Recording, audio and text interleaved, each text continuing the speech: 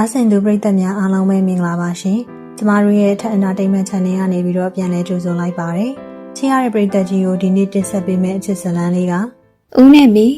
အချစ်ဇာတ်လမ်းလေးကိုတင်ဆက်ပေးပါဖြစ်ပါရှင်။ဇာတ်လမ်းလေးကိုတင်ဆက်ခင်မှာကျမတို့ရဲ့ channel လေးကို like and subscribe လုပ်ပေးပြီးတော့ဘေးက notification လေးကိုနှိပ်ပေးတော့ဖို့တောင်းဆိုချင်ပါတယ်ရှင်။ဟုတ်ကဲ့ပါ။ချစ်ရတဲ့ပရိသတ်များအားလုံးကိုကျေးဇူးတင်ပါတယ်ရှင်။ဒါဆိုရင်တော့ဇာတ်လမ်းလေးကိုအခုပဲစတင်လိုက်ပါပြီ။မိမိရဲ့မျက်နှာလေးကရဲကနေဖြစ်သွားပြီဒေါသနဲ့ရှက်ရွံ့မှုရောထွေးနေတဲ့အမူအရာနဲ့ပြန်လဲတုံ့ပြန်ဖို့ပြင်လိုက်ပါတယ်ဒါဖြက်စီးတာမဟုတ်သူမရဲ့စကားတန်အားတုံရင်ပေးမဲ့ခက်ပြက်ပြက်ထွက်လာတယ်သူမနဲ့သူမရဲ့လက်ထဲကစက်ပြတော့မြဲမြံစွာစုပ်ကင်ထားတယ်ကားရဲ့နောက်ဖုံးပေါ်ပန်းပွင့်လေးဟာအလေးရအောင်မှတိမ်မွေးစွာတောက်ပနေစေကျမဈေးရုံဈေးအတွက်ပတ်စံရှာနေတာဒီကဖုန်တွေကတ်နေလို့ခဏတာပုံဆွဲကြည့်ရပါမဟုတ်ရင်ကျမဘသူပစ္စည်းကိုမှမဖြတ်စည်းပါဘူးဦးမြတ်သူကသူမရဲ့စကားကိုနားထောင်ရင်မျက်ခုံးတစ်ဖက်ပင့်တက်သွားတယ်သူရဲ့အေးဆက်တဲ့မျက်လုံးတွေကကားနောက်ဖုံးပေါ်ကပန်းပွင့်ပုံရိပ်ကိုအကဲခတ်လိုက်တယ်ရိုးရှင်းတဲ့ပုံစံဖြစ်ပေမဲ့ဆွဲတဲ့သူရဲ့စိတ်ခံစားမှုတချို့ပါဝင်နေတယ်ဆိုတာသူသတိထားမိလိုက်တယ်ဒါပေမဲ့ဒီလိုခြေနေမျိုးမှာသူ့ရဲ့ခံစားချက်ကိုဖော်ပြဖို့သူစံနှမရှိဘူးပတ်စံရှာတယ်ဟုတ်လားဦးမြတ်သူရရဲ့လေတံကတန်တရားနဲ့လှပြောင်မှုနေငယ်ပါနေတယ်ဒီစီရုံကြီးမှာပုံဆွဲပြီးပတ်စံရှာတဲ့သူငါတခါမှမမြင်ဘူးသေးဘူးမင်းကဘယ်လူနာနဲ့ပတ်သက်တာလဲမင်းဘာလုပ်ချင်တာလဲဦးမြတ်သူရရဲ့စူးစမ်းမေးမြန်းမှုပါမိမိကိုပို့ပြီးဒေါသထွက်စေတယ်သူမရဲ့စင်းရဲမှုနဲ့ဂုဏ်သိက္ခာအောင်ဦးမြတ်သူရမိကုန်းထုတ်နေတယ်လို့သူမခံစားလိုက်ရတယ်ကျမဒီမှာစိတ်ကူးတာနဲ့နာတာရှိလူနာဒေါခင်မြရဲ့သမီးပါ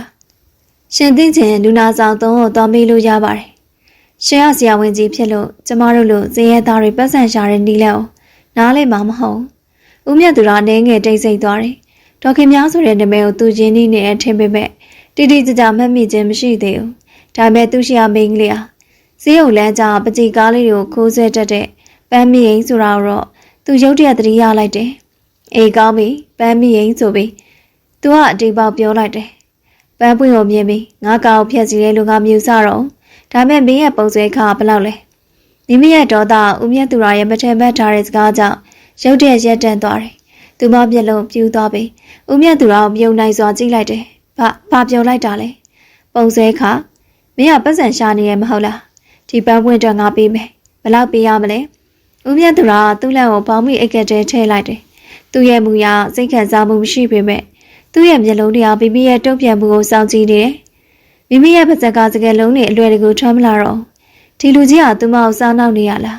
ဒါမှမဟုတ်လှောင်ပြောင်းနေရလားဒီလိုစင်ခံကားပိုင်ဆိုင်တဲ့သူကဒီဖုံပုံလေးအတွက်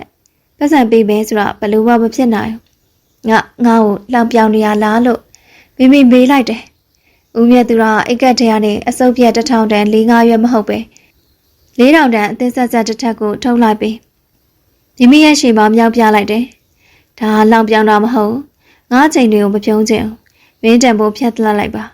မင်းရဲ့ချိန်နဲ့မင်းရဲ့အမှုပညာအတွက်မိမိရဲ့မျက်လုံးတွေဟာအဲ့ဒီငွေစက်ကူတွေစီမှာဆွဲမြဲနေတယ်ဒီပမာဏဟာသူမရဲ့မိခင်ဈေးဖို့နဲ့ဈေးချက်အတွက်လုံလောက်ရုံတင်မကောင်းလာမယ့်ရက်နေငယ်အတွက်ဈေးရိပ်ပါလုံလောက်စေနိုင်တယ်သူမရဲ့စိတ်ထဲမှာဂုဏ်သိက္ခာနဲ့လက်တွေ့လိုအပ်ချက်တွေဟာပြင်းထန်စွာတိုက်ခိုက်နေကြတယ်နောက်ဆုံးတော့သူမကလက်တွေ့ပွားရဲ့ဖိအားတွေကိုလက်နဲ့ချလိုက်ရတယ်9000သူမရဲ့တန်အားတိုးလို့ကိုယ်တိုင်တော့မကြားနိုင်လို့ဖြစ်သွားတယ်9000ကျပ်ဦးမြတ်သူကခက်ပြက်ပြက်ပြန်ပြောလိုက်တယ်မင်းဟာရန်စည်းပေါ်တဲ့အမှုပညာရှင်ပဲသူဟာမိမိရဲ့လက်ထဲကိုငွေစက်ကို9ထက်ကိုအတင်းထိုးထည့်ပေးလိုက်တယ်မိမိရဲ့လက်ချောင်းတွေကပတ်စံတွေကိုအလိုလျောက်စုပ်ကိုင်လိုက်မိတယ်နှွေးထွေးမှုမရှိတဲ့ငွေသားတွေကသူမရဲ့လက်ပွားတွေမှာလေးလက်နေသလိုခံစားရတယ်အဲ့ဒီပန်းပွင့်ကိုမဖြတ်စည်းပါနဲ့မနေ့ပြန်ထိအဲ့ဒီတိုင်းထားပေးပါဦးမြတ်သူရကပြောပြီးရဲ့နောက်သူ့ရဲ့ကားတကားကိုဖွင့်ပြီးကားထဲကိုဝင်လိုက်တယ်သူ့ရဲ့မူရတစ်ချက်ကလေးမှမိမိကိုစိတ်ဝင်စားတဲ့အရေးအယောင်မတွေ့ရတော့သူဟာသူ့ရဲ့ကားကိုချက်ချင်းစတင်ပေါင်းတင်ထွက်ခွာသွားတယ်မိမိဟာသူမရဲ့လက်ထဲကငွေတွေကိုကြည့်ပြီးမတန်ရဲနေခဲ့တယ်နှလုံးသားထဲမှာဂုဏ်သိက္ခာကျဆင်းသွားတဲ့ခံစားချက်ဒေါသဝမ်းသာမှုနဲ့ရှုပ်ထွေးတဲ့ခံစားချက်ပေါင်းစုံတွေဟာရောထွေးနေကြတယ်သူမဟာမဲနဲ့နေတဲ့ကားရဲ့နောက်ဖုံးပေါ်ကနေတောက်ပနေတဲ့ပန်းပွင့်လေးကိုနောက်ဆုံးချိန်ကြည့်လိုက်တယ် ဒီပန်းပွင့်လေးဟာသူမရဲ့ပထမဆုံးသောဝင်တော့ဝင်ပိုးဆက်နဲ့ပုံစဲခြင်းနဲ့ရရှိခဲ့တဲ့ငွေကြေးတွေဖြစ်တယ်။ဒါဟာဦးမြတ်သူရာဆိုတဲ့လူကြီးနဲ့သူမရဲ့ပထမဆုံးရင်ဆိုင်တွဲဆုံမှုပဲဖြစ်တယ်။သူမလက်ထက်ကပတ်စံတွေကိုကြက်ကြက်ပအောင်စုခိုင်းပြီးလူနာဆောင်စီကိုပြေးသွားဖို့စတင်လိုက်တယ်။ဆရာဝန်ကြီးရဲ့ဝင်ထုတ်ပုံပေါ်ဦးမြတ်သူရာကားမောင်းထွက်လာပြီးတဲ့နောက်သူရဲ့ခင်မိရဲ့တိုက်ခန်းစီကိုဦးတည်ခဲ့တယ်။သူဟာကားမောင်းနေဘေးရမှန်ကိုငဲကြည့်လိုက်တယ်။နောက်မှမှာတော့သူဝဲခဲ့တဲ့ပန်းပွင့်ပုံလေးဟာပိန်ပြော့စွာလှုပ်ခါနေတယ်။သူဟာပန်းမီးလို့ခေါ်တဲ့မိန်းကလေးရဲ့မျက်လုံးတွေကဒေါသနဲ့ဘာနာကိုမြင်ခဲ့ရပြီ။အဲ့ဒီမျက်လုံးတွေကိုသူခဏတာမေးမရဖြစ်နေမိတယ်။9000ကျပ်တဲ့မဟာဘွဲရအနုပညာရှင်တယောက်ရဲ့တရားစာလုံအားခတော့မရှိဘူး။သူကိုယ်ဘာသာတိုးတိုးလေးရေရွတ်လိုက်တယ်။ဦးမြတ်သူရာစိတ်ခံစားမှုကိုဖုံးကွယ်ထားတတ်တဲ့သူဖြစ်ပေမဲ့သူ့ရဲ့လုံတဲ့ဘဝဝင်တုံးဝင်ပိုးတွေနဲ့ပြည့်နေနေကြတယ်။နှလုံးရောဂါဒုက္ခဆရာဝန်ကြီးတယောက်နေနဲ့သူဟာလူတွေရဲ့အသက်ကိုနေ့တိုင်းကယ်တင်နေရတယ်။အောင်မြင်မှုတွေကသူ့ကိုငွေကြီးနဲ့နာမည်ကျော်ကြားမှုပေးခဲ့ပေမဲ့သူရဲ့ရှင်ထဲမှာတော့အမြဲတမ်းရှင်းလင်းမှုမရှိတဲ့လက်ဟာမှုတစ်ခုရှိနေခဲ့တယ်။သူဟာအလုပ်ကိုပဲအာရုံစိုက်ပြီးအချစ်ရမိသားစုရေရတွေကနေရှောင်ရှားခဲ့တဲ့သူဖြစ်တယ်။အဲ့ဒါသူ့ကိုယ်သူကာကွယ်တဲ့နီလန်ဖြစ်ကောင်းဖြစ်နိုင်တယ်။သူရဲ့တိုက်ခန်းကိုရောက်တော့ကားကိုရောင်နေမှရက်လိုက်တယ်။ကားပေါ်ကနေမစင်းခင်နောက်တစ်ချိန်နောက်ဘုံကပန်းပွင့်ကိုငေးကြည့်လိုက်တယ်။မနေ့ပြန်တီမပြတ်စည်းစေခြင်းဘူးလို့သူဘာကြောင့်ပြောခဲ့မိလဲ။သူကိုယ်သူမိန်ကွန်းထုတ်လိုက်တယ်။အဖေမသိလိုက်ပေမဲ့လည်းဒီပန်းဝင့်လေးကိုသူလိုချင်ခဲ့တာတော့အမှန်ပဲ။တိုက်ခန်းထဲကိုဝင်လာပြီးအေးဆက်တဲ့အိမ်ခန်းထဲမှာထိုင်လိုက်တယ်။သူရဲ့စိတ်ထဲမှာခုနမြင်ကွင်းကပြန်ပေါ်လာတယ်။မျက်ရည်မကြောင်အောက်ထားပြီးသူ့ကိုရဲရဲဝံ့ဝံ့ပြန်လဲစိန်ခေါ်ခဲ့တဲ့မိမငယ်လေး။တစ်ချိန်တည်းမှာပဲစေယုံကြီးရဲ့နာတာရှည်လူနာဆောင်မှာတော့မိမိဟာအမေဖြစ်သူတော်ခင်များရဲ့ဘေးနားမှာထိုင်ပြီးသူမလက်ထဲကပတ်စံတွေကိုပြန်လဲရည်တွက်နေခဲ့တယ်။ပတ်စံတွေဟာသူမရဲ့လက်ထဲမှာကြီးမားတဲ့မျောလင်းချက်တွေဖြစ်နေခဲ့တယ်။သမီးဒီလောက်များကြီးပဲအားရတာလေ။တတိယခါနေဖြစ်တဲ့တော်ခင်များအာရင်ကြီးနေစွာမေးလိုက်တယ်။မိမိချက်ချင်းပဲအပြုံးကိုဖန်တီးလိုက်ပြီ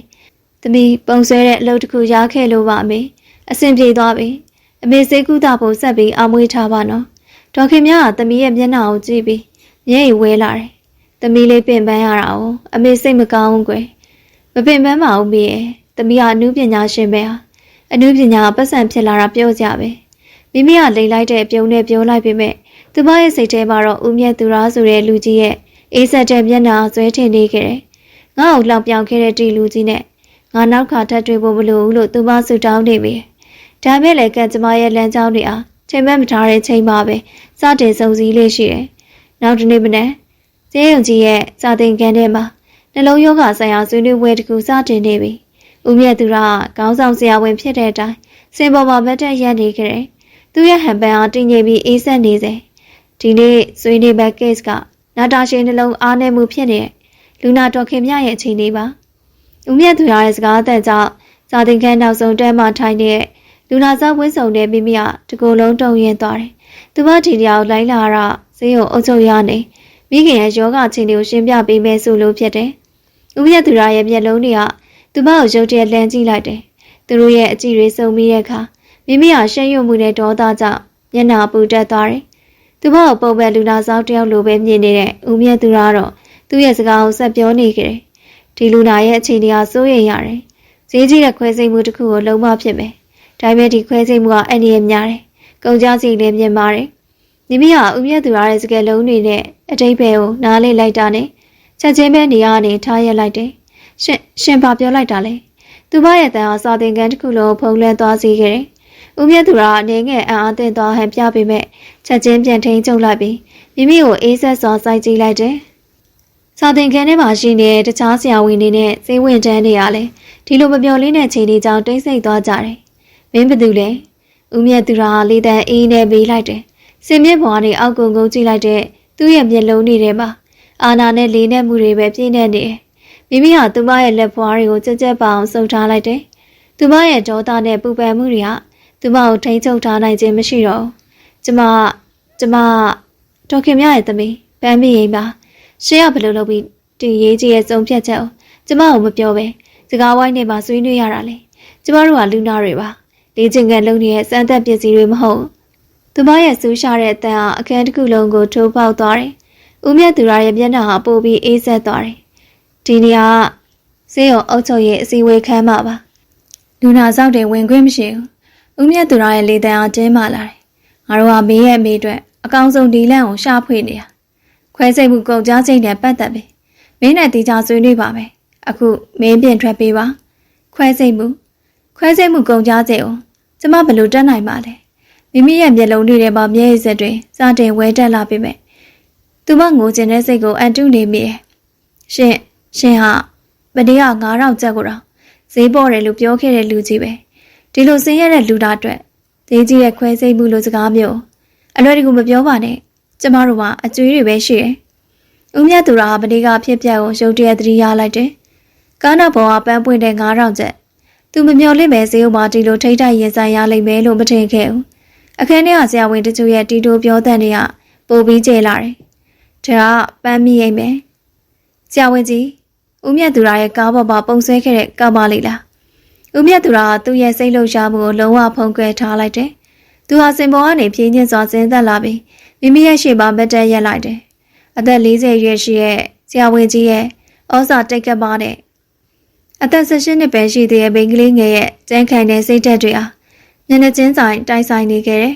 ။ငါမင်းရဲ့ခံစားချက်ကိုနားလဲပါတယ်။သူကအေးဆက်တဲ့ဒေသနဲ့ပြောလိုက်တယ်။ဒါပေမဲ့စိတ်ခံစားမှုနဲ့စိတ်ကူးတာမှုကိုရောထွေးလို့မရဘူး။မင်းရဲ့မိကကောင်းမှုနဲ့ကုသမှုလိုအပ်နေတယ်။အဲ့ဒါဆရာဝန်တယောက်နေနဲ့ငါရဲ့တာဝန်ပဲ။မင်းပတ်စံမတတ်နိုင်တာ။ဆေးဝယ်ရန်ပုံငွေအစီအစဉ်တွေရှိတယ်။အခုငါတို့စကားပြောလို့မဖြစ်သေးဘူး။အပြင်မှာစောင့်နေပါ။မိမိရဲ့မျက်လုံးတွေဟာမျက်ရည်နဲ့ပြည့်နေခဲ့ပေမဲ့သူမဟာနောက်ပြန်မဆုတ်ခဲ့ဘူး။သူမလက်ထဲကပတ်စံအိတ်လေးကိုဦးမြတ်သူရရဲ့မျက်နှာစီဦးတည်ပြီးမြောက်ပြလိုက်တယ်။ကျမရန်ပုံငွေမလို့ခြင်း။ကျမတောင်းရမ်းနေရမဟုတ်။ကျမပုံဆွဲတဲ့အလုပ်လုပ်ပြီးပတ်စံရှာမယ်။ရှင်တို့လိုချင်တဲ့ကုန်ကြစရိတ်ဘယ်လောက်လဲ။ပြောလိုက်ကျမမေကိုဘာမှမဖြစ်စေရအောင်။မိမိရဲ့စကားတွေကဦးမြတ်သူရကိုရုတ်တရက်တိတ်ဆိတ်သွားစေတယ်။ဒီမိန်းကလေးရဲ့စိတ်ဓာတ်ဟာတာမန်စင်းရဲသားတယောက်ရဲ့စိတ်ဓာတ်မဟုတ်ဘူးဆိုတာသူသတိထားမိလိုက်တယ်။သူမရဲ့မျက်လုံးတွေကမိပွားသူ့ရဲ့ရင်ထဲကိုထိုးပေါက်ဝင်ရောက်လာသလိုခံစားရတယ်။ခွဲစိတ်မှုစီကစာရွက်ပေါ်မှာရှိတယ်။မင်းကတကယ်တက်နိုင်မယ်ဆိုရင်စေရုံအုပ်ချုပ်ရေးမှုနဲ့သွားတွေ့လိုက်။ငါတို့စီဝေးပြီးရင်မင်းကိုလာတွေ့မယ်။ဦးမြတ်သူရဟာမိမိကိုနောက်ဆုံးသတိပေးသလိုစိုက်ကြည့်လိုက်ပြီးစင်ပေါ်ကိုပြန်တက်သွားခဲ့တယ်။မိမိကခြေလမ်းတွေမခိုင်မာနဲ့စာသင်ခန်းထဲကနေအပြင်ကိုထွက်လာခဲ့ရတယ်။သူမရဲ့လက်ဖွားတွေကပတ်စံအိတ်လေးဟာအလွန်တရာသေးငယ်နေသလိုခံစားရတယ်။ခွဲစိတ်မှုကုန်ကြစိတ်ဘယ်လောက်များလဲသူမရဲ့တကူလုံးတုံရင်းနေခဲ့တယ်ဆေးရုံပြင်ပလမ်းကြားလေးတစ်ခုမှာသူမတယောက်တည်းထိုင်ကြလိုက်ပြီးဆိုင်ချင်းတငယ်ငုံချလိုက်တယ်လောကရရဲ့ဖိအားတွေနဲ့ဦးမြတ်သူရရဲ့အေးဆက်တဲ့ကြည်တွေအောက်မှာသူမရဲ့အားမန်တွေပြိုလဲသွားခဲ့ရတယ်ငိုကြွေးရဲ့သူမရဲ့ဘေးနောက်သိမကြခဲ့ပါပဲတည်သက်တဲ့ဖနက်တန်တစုံရောက်လာခဲ့တယ်မိမိမျက်ရည်ကြားနေမောကြည့်လိုက်တော့မြင်လိုက်ရတဲ့မျက်နှာဦးမြတ်သူရဖြစ်နေပြန်တယ်သူဟာသူမရဲ့ရှေ့မှာဒူးထောက်ထိုင်ကြလိုက်တယ်သူ့ရဲ့မျက်နှာပေါ်ကအေးဆက်မှုတွေအနှဲငယ်လျော့နေသွားသလိုခံစားရတယ်။ထားပါပန်းမင်းမင်းကိုနေလို့မေးမေယောဂကောင်းမတော့မင်းကငါကူညီပေးခြင်းနဲ့မိမိမျက်ရည်ကိုတုံးလိုက်ပြီးဒေါသနဲ့ပြန်ကြည့်လိုက်တယ်။ရှင်ရဲ့အကူညီကိုကျမမလို့ခြင်းရှင်ကကျမကိုတနာနေရလားကျမကိုလှောင်ပြောင်နေရလားဦးမြတ်သူရအသက်ပြင်းချလိုက်တယ်။လှောင်ပြောင်တာမဟုတ်ငါ9000ကျပ်ပေးဝယ်ခဲ့တဲ့မင်းရဲ့ပကြီးကငါကားပေါ်မှာရှိနေသေးတယ်။မင်းရဲ့စိတ်ဓာတ်ကိုငါမြင်တယ်။ဒါပေမဲ့ခွဲစိတ်မှုကုန်ကြစေဟာမင်းစိတ်ကူးထားတဲ့အစပေါင်းများစွာပိုများလိမ့်မယ်။ငါမင်းကိုအကျွေးနဲ့အလုပ်ပေးခြင်းတယ်။မိမိမျက်လုံးပြူသွားတယ်။အလုပ်ဟုတ်တယ်အလုပ်တစ်ခု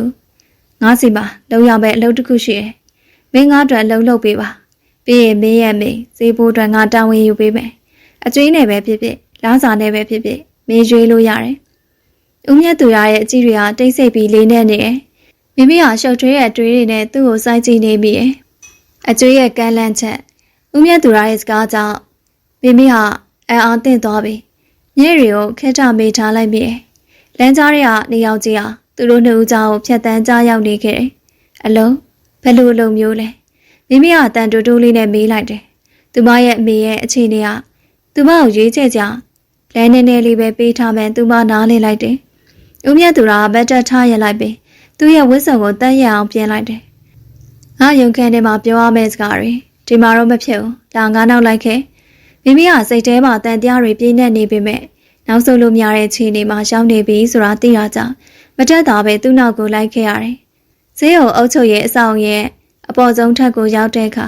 ဦးမြတ်သူရရဲ့ကျေဝင်ပြီးခန်းထားတဲ့ရုံခန်းထဲကိုသူမရောက်ရှိသွားခဲ့တယ်။ပရင်းပေါက်ကနေမျိုးတစ်ခုလုံးကိုလမ်းမြင်နေရတယ်။ဦးမြတ်သူရသူ့ရဲ့စပွဲနောက်ကကလတ်ထိုင်မှာထိုင်လိုက်ပြီးမိမိကိုသူ့ရှင်ဟာဧည့်သည်ကလတ်ထိုင်မှာထိုင်ဖို့လက်ဟန်နဲ့ပြလိုက်တယ်။ပန်းမီရင်မင်းရဲ့ပကြီးပညာကိုငါသိမှတ်ပြုတယ်။မနေ့က9000ကျအဲ့ဒီရေချင်းအတွက်ဈေးပေါ်တယ်ဆိုတာငါသိတယ်။ဒါပေမဲ့ငါလိုအပ်တဲ့လောက်ကပကြီးဆွဲခိုင်းတာမဟုတ်ဘူး။ဦးမြတ်သူရရဲ့လေတံအားထူးဆန်းစွာနဲ့ကိုရိုးကိုရာဆန်းလာတယ်။မိမိမျက်ခုံးပင့်လိုက်တယ်။ဒါဆိုပါလေ။ငါမှသမီးတယောက်ရှိတယ်။လာရောက်မီးရင်လို့ခေါ်တယ်။အသက်က18နဲ့မင်းနဲ့ရွယ်တူတက်တူပဲ။ဦးမြတ်သူရရဲ့မျက်နှာရုပ်တဲ့ဝမ်းနေသွားသလိုဖြစ်သွားပေမဲ့ချက်ချင်းပဲပြန်တင်းပါလာတယ်။ငါနဲ့သူမကြားမှာပြဿနာတွေရှိတယ်။သူမကငါရဲ့စည်းကမ်းတွေကိုနားမလည်ဘူး။လွန်ခဲ့တဲ့6လသူမအိမ်ကနေထွက်ပြေးသွားခဲ့ပြီးအဆက်အသွယ်လုံးဝပြတ်သွားတယ်။မိမိဟာအအားသင့်စွာနဲ့နားထောင်နေမိတယ်။ဒီလိုအေးဆက်ပြီးအာနာရှိရဲ့ဆရာဝန်ကြီးမှာဒီလိုပြဿနာမျိုးရှိနေလိမ့်မယ်လို့သူမမထင်ခဲ့ဘူး။ငါမင်းကိုလိုအပ်တဲ့အလုပ်ကသူမရဲ့နေရာကိုအစားထိုးဖို့ဦးမြတ်သူရကပြောလိုက်တယ်။မိမိကချက်ချင်းကောင်းရမ်းလိုက်တယ်။ရှင်ပါဦးဆိုလိုတာလေ။ကျမရှင်ရဲ့သမီးနေရာမှာအစားထိုးစရာအကြောင်းမရှိဘူး။ကျမကမင်းသမီးမဟုတ်ဘူး။စိတ်လျှော့ပါ။ဦးမြတ်သူရကသူ့လက်ကိုဝေယမ်းပြလိုက်တယ်။အစားထိုးတယ်ဆိုတာစားကြုံရအစားထိုးတာကိုဆိုလိုတာ။လာရောက်ပြီးရင်ဟာသူ့မိရဲ့အသက်20ပြည့်မွေးနေ့မှာအမွေတစ်ခုရမှဖြစ်ပြီ။အဲ့ဒီမွေကိုရဖို့ဆိုရင်သူမကတည်ငြိမ်တဲ့ပတ်ဝန်းကျင်မှာနေထိုင်ကြပညာရေးကိုဆက်လက်သင်ယူနေကြောင်းငါပြသရမယ်။ငါလုံးလုံးစဲသူမကိုရှာမတွေ့သေးဘူး။သူဟာစာရွက်စာတမ်းတချို့စပွဲပေါ်တင်လိုက်တယ်။မင်းဟာငါရဲ့အိမ်မှာခဏတာနေထိုင်ရမယ်။မင်းရဲ့ဝန်စားစားကြပညာရေးအားလုံးငါတာဝန်ယူမယ်။မင်းကိုပန်းမိရင်မဟုတ်ပဲ။လာရောက်မိရင်အဖြစ်ခဏတာသင်ဥဆောင်ပေးရမယ်။တလောက်ငွေကျပ်3သိန်းပေးမယ်။ဒါပြင်မင်းမေရဲ့ခွဲစိတ်မှုကုန်ကြစိတ်အားလုံးငါတာဝန်ယူမယ်။ဒါကအကျွေးပဲ။မင်းငါ့အတွက်လှုပ်ပေးလို့ဆက်ရမယ်အကျွေး။မိမိဟာသူ့ရဲ့ဆိုပြူးချက်ကိုနားထောင်ပြီးစကလုံးတွေရှာမတွေ့နိုင်အောင်ဖြစ်သွားခဲ့တယ်။ဒီလိုကသူမရဲ့ပကြီးကောင်းကိုဈေးပေါ်တယ်လို့ပြောခဲ့ပြီးအခုတော့သူမကိုလုံးဝမဖြစ်နိုင်တဲ့ကံလန်းချက်မျိုးပေးနေတယ်။ရှင်ဟာကျမကိုဝယ်ယူခြင်းနေတာလား။မိမိရဲ့တန်အားတုံရင်းနေတယ်။မဟုတ်ဘူး။ငါမင်းရဲ့စိတ်ဓာတ်ကိုဝဲတာ။မင်းမိအတွက်မင်းရဲ့ရဲရင်မှုကိုငါဝဲတာ။ဦးမြတ်သူရရဲ့မျက်လုံးတွေကတောက်ပလာတယ်။စဉ်းစားကြည့်။မင်းမိကောင်းမွန်သွားမယ်။မင်းပညာသင်ကြားခွင့်ရမယ်။ငါအတွက်ကတော့ခဏတာစိတ်သက်သာရမယ်။ဒါဝင်းဝင်းချိန်နေပဲ။မင်းအတွက်ရေးချက်ကြဘာမှမရှိဘူးဆိုတာငါသိတယ်။မိမိကစပွဲပေါ်အားစာရွက်စာတမ်းတွေကိုကြည့်လိုက်တယ်။သူမရဲ့အမေရဲ့ယောဂအကျွေးနဲ့ဦးမြတ်သူရရဲ့အေးဆက်တဲ့ကြည့်အရာအလုံးကသူမကိုဖိအားပေးနေတယ်။သူမလက်ဖွားတွေကိုကြက်ကြက်ပအောင်စုပ်ထားလိုက်တယ်။သူမရဲ့နှလုံးသားထဲမှာအခက်အခဲကိုကြော်လွှားလို့တဲ့မိဘတစ်ခုလင်းလက်သွားတယ်။သဘောတူတယ်။မိမိကခက်ထန်တဲ့တန်နဲ့ပြောလိုက်တယ်။ဒါပေမဲ့စာချုပ်ပါရေးပါ။ကျမမိရဲ့ခွဲစိတ်မှုကအရေးကြီးဆုံးပဲ။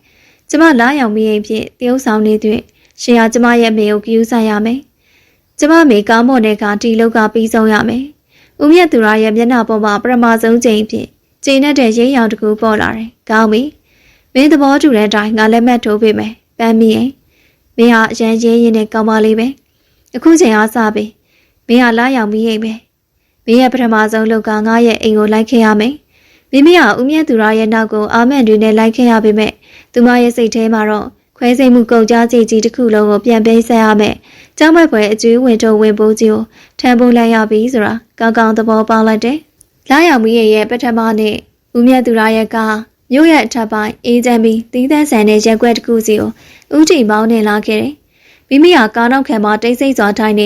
ေပြင်ပရှုခင်းတွေကိုငေးကြည့်နေမိတယ်။ရေခဲတမျှစီးစမ်းနေတဲ့ဦးမြတ်သူရရဲ့အတန်နဲ့သူမတို့သဘောတူခဲ့တဲ့စာချုပ်ပါအချက်လက်တွေ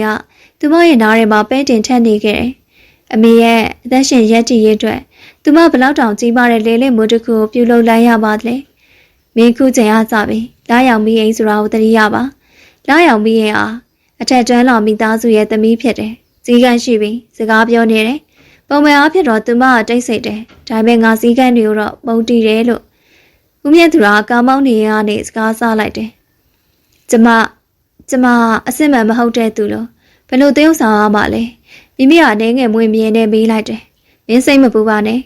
ငါအိမ်မှာရှိတဲ့လူတွေကလာရောက်ပြီးအိမ်နဲ့အဆက်အသွယ်ပြတ်နေတာကြပြီသူတို့ကမင်းရဲ့ပြုမှုတချို့အပြည့်တင်လိုက်မယ်ဒါပေမဲ့မင်းကိုယ်တိုင်ပဲဖြစ်နေဖို့ကြိုးစားပါလာရောက်ပြီးရလည်းတစ်ခါလေပုံကန်တတ်သူပဲသူကခက်တူတူရီမောလိုက်တယ်ဒီအသံကမိမိအတွက်တော့လောင်ပြောင်တယ်လို့ခံစားရတယ်တိတ်မကြခင်ပါပဲ သူတို့ဟာကြီးမားခမ်းနားတဲ့အင်ကြီးတစ်လုံးစီကိုရောက်ရှိလာခဲ့တယ်။အိမ်ကဥယျာဉ်လဲကြီးတွေနဲ့ဝင်းရံထားပြီးသူမမဆွဲနိုင်လောက်တဲ့ဈေးနှုန်းတွေရှိတဲ့ပုံစံမျိုးဦးမြတ်သူရာကားကိုရက်လိုက်တာနဲ့အိမ်ထဲကနေတန်းလက်ပိုင်းရွယ်တန်ရှင်းတက်ရက်တဲ့အိမ်ကူမျိုးသမီးတူထွက်လာခဲ့တယ်။ဆရာဝန်ကြီးသမီးလေးပြန်လာတာလား။အိမ်ကူမျိုးသမီးကဝမ်းသာအားရတန်နဲ့ပြောလိုက်ပေမဲ့မိမိရဲ့မျက်နှာကိုမြင်လိုက်တဲ့အခါသူ့ရဲ့မျက်လုံးတွေကအနှဲငယ်တွေးဝေသွားတယ်။ထော်သေးတယ်ဒါလာရောက်မိအိမ်ပဲ။သူမနည်းနည်းပြောင်းလဲသွားတယ်။ဦးမြတ်သူရာလေးတန်တင်းတင်းနဲ့ပြောလိုက်တယ်။သူမရဲ့ခန်းစီခေါ်သွားပါ။လိုအပ်တဲ့ပစ္စည်းတွေအကုန်လုံးအစင်သက်လုပ်ထားပေးလိုက်။ဟုတ်ကဲ့ပါဆရာဝန်ကြီး။ဒေါ်တီရီဟာမိမိကိုကြည့်ပြီးပြုံးပြလိုက်ပေမဲ့အဲ့ဒီပြုံးထဲမှာတန်တရားတွေပါဝင်နေသလိုပဲ။လိုက်ခဲ့ပါသမီးလေး။နင့်ခံကအပေါ်ရက်မှာမိမိဟာဒေါ်တီရီရဲ့နောက်ကိုတိတ်ဆိတ်စွာလိုက်ခဲ့ရတယ်။အင်ကြီးရဲ့ပြင်စင်အောင်ခင်းမိပြီးနေရာတကာမှာစီးကန်နေပြည့်နေတယ်။အဲကဲမှာချိတ်ဆွဲထားတဲ့ပကြီးကားတွေကသူမဆွဲဖူးတဲ့ပုံတွေထက်အစပေါင်းများစွာပိုပြီးဈေးကြီးလိမ့်မယ်ဆိုတာသူမခံမှန်းမိတယ်။လာရောက်မိရဲ့အခန်းအားကျယ်ဝန်းပြီးခမ်းနားလွန်းလာတယ်။အခန်းထဲမှာစပွဲတင်စာအုပ်တွေပကြီးရေးဆွဲတဲ့ပစ္စည်းတွေနဲ့စံတရားငယ်တွေတစ်လုံးတောင်ရှိနေတယ်။ဒီပစ္စည်းတွေဟာအဆင့်ပန်လာရောက်မိရဲ့ဇယိုက်ကိုဖော်ပြနေသလိုပဲ။အဝတ်စားတွေပြီးတော့ထဲမှာအစင်သင်းရှိပါတယ်။ဒါရီယာဆရာဝန်ကြီးမကြသေးခင်ကမှဝယ်ခိုင်းထားတာ။သမီးလေးရေချိုးပြရနဲ့အောက်ထက်ကိုဆင်းခဲ့ပါနော်။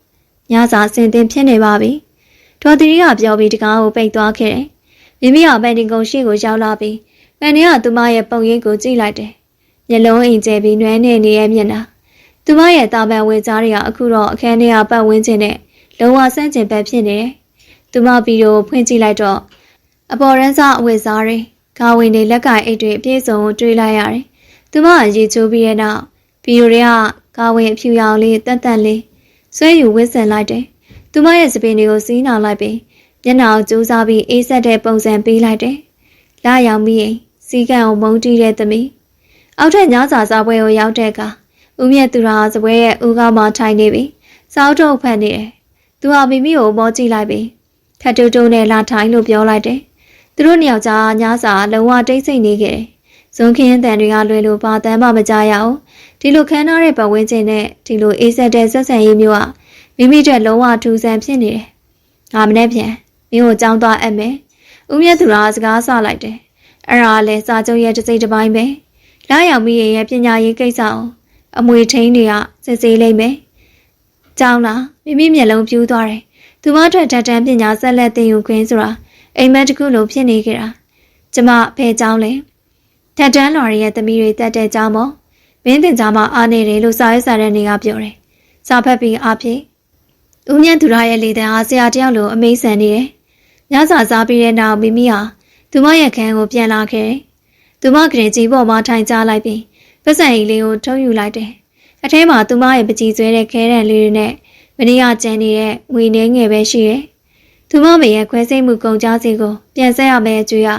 သူမရဲ့ပကုံးပေါ်ကအကြီးမားဆုံးဝင်ထုတ်ဖို့ပိုကြီးဖြစ်နေခဲ့တယ်။ဒါမဲ့လာရောက်ပြီးရင်ပြင်နေထိုင်နေရတဲ့ချိန်မှာသူမရဲ့မိဟာစေရုံမှာလုံခြုံစွာရှိနေမယ်ဆိုတဲ့အတွေ့အသူမကိုအားပေးနေခဲ့တယ်။အဲဒီချိန်မှာပဲတကားခောက်တန်တန်ကိုကြားလိုက်ရတယ်။တကားပွင့်လိုက်တဲ့အခါဦးမြတ်သူရာအေးစက်တဲ့မျက်နှာနဲ့ရက်နေတယ်။သူ့လက်ထဲမှာတော့စာရေးညူရောင်တစ်ခု။ဒါကမင်းရဲ့အမေရဲ့စေရုံချင်းနေ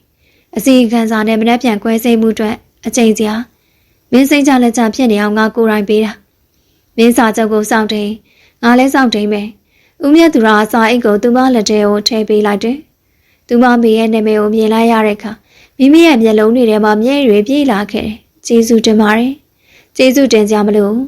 ့ဒါကအကျွေးပဲ။မင်းပေးဆက်ရမယ့်အကျွေးဦးမြတ်သူရာအေးဆက်စွာပြောလိုက်ပြီးလှည့်ထက်သွားခဲ့တယ်။သူလှည့်ထက်သွားတဲ့ချိန်မှာမိမိရဲ့စိတ်ထဲမှာအကျွေးကိုပေးဆက်ရမယ်ဆိုတဲ့အတွေးနဲ့ဦးမြတ်သူရာရဲ့အေးဆက်တဲ့မိဘတပြေးပြေးကြောထွေးစာပြူလာခဲ့ပြီး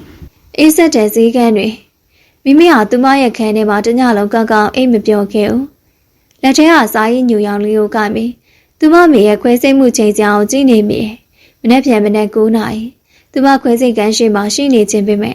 ဦးမြတ်သူရာရဲ့ဈေးကန်းတွေကိုချိုးပေါက်လို့မဖြစ်ဘူး။သူမခုလာရောက်မိအိမ်ဖြစ်နေပြီ။မိမိနာရီကိုကြည့်လိုက်တော့မနေ့6 နာရီအခန်းထဲကလင်းရောင်ကနူးညံ့ပြီးအပြင်ဘက်ကဥယျာဉ်ထဲကငှက်ကလေးတွေရဲ့တန်ကိုကြားနေရတယ်။သူမဂရင်ပေါ်ကနေထားလိုက်ပြီးစပွဲပေါ်ကစာအုပ်တွေကိုကြည့်လိုက်တယ်။အားလုံးကအင်္ဂလိပ်စာပေနဲ့ အနုပညာစာအုပ်တွေသူမစာအုပ်တို့ကိုဖွင့်ဖတ်လိုက်ပေမဲ့စလုံးတွေက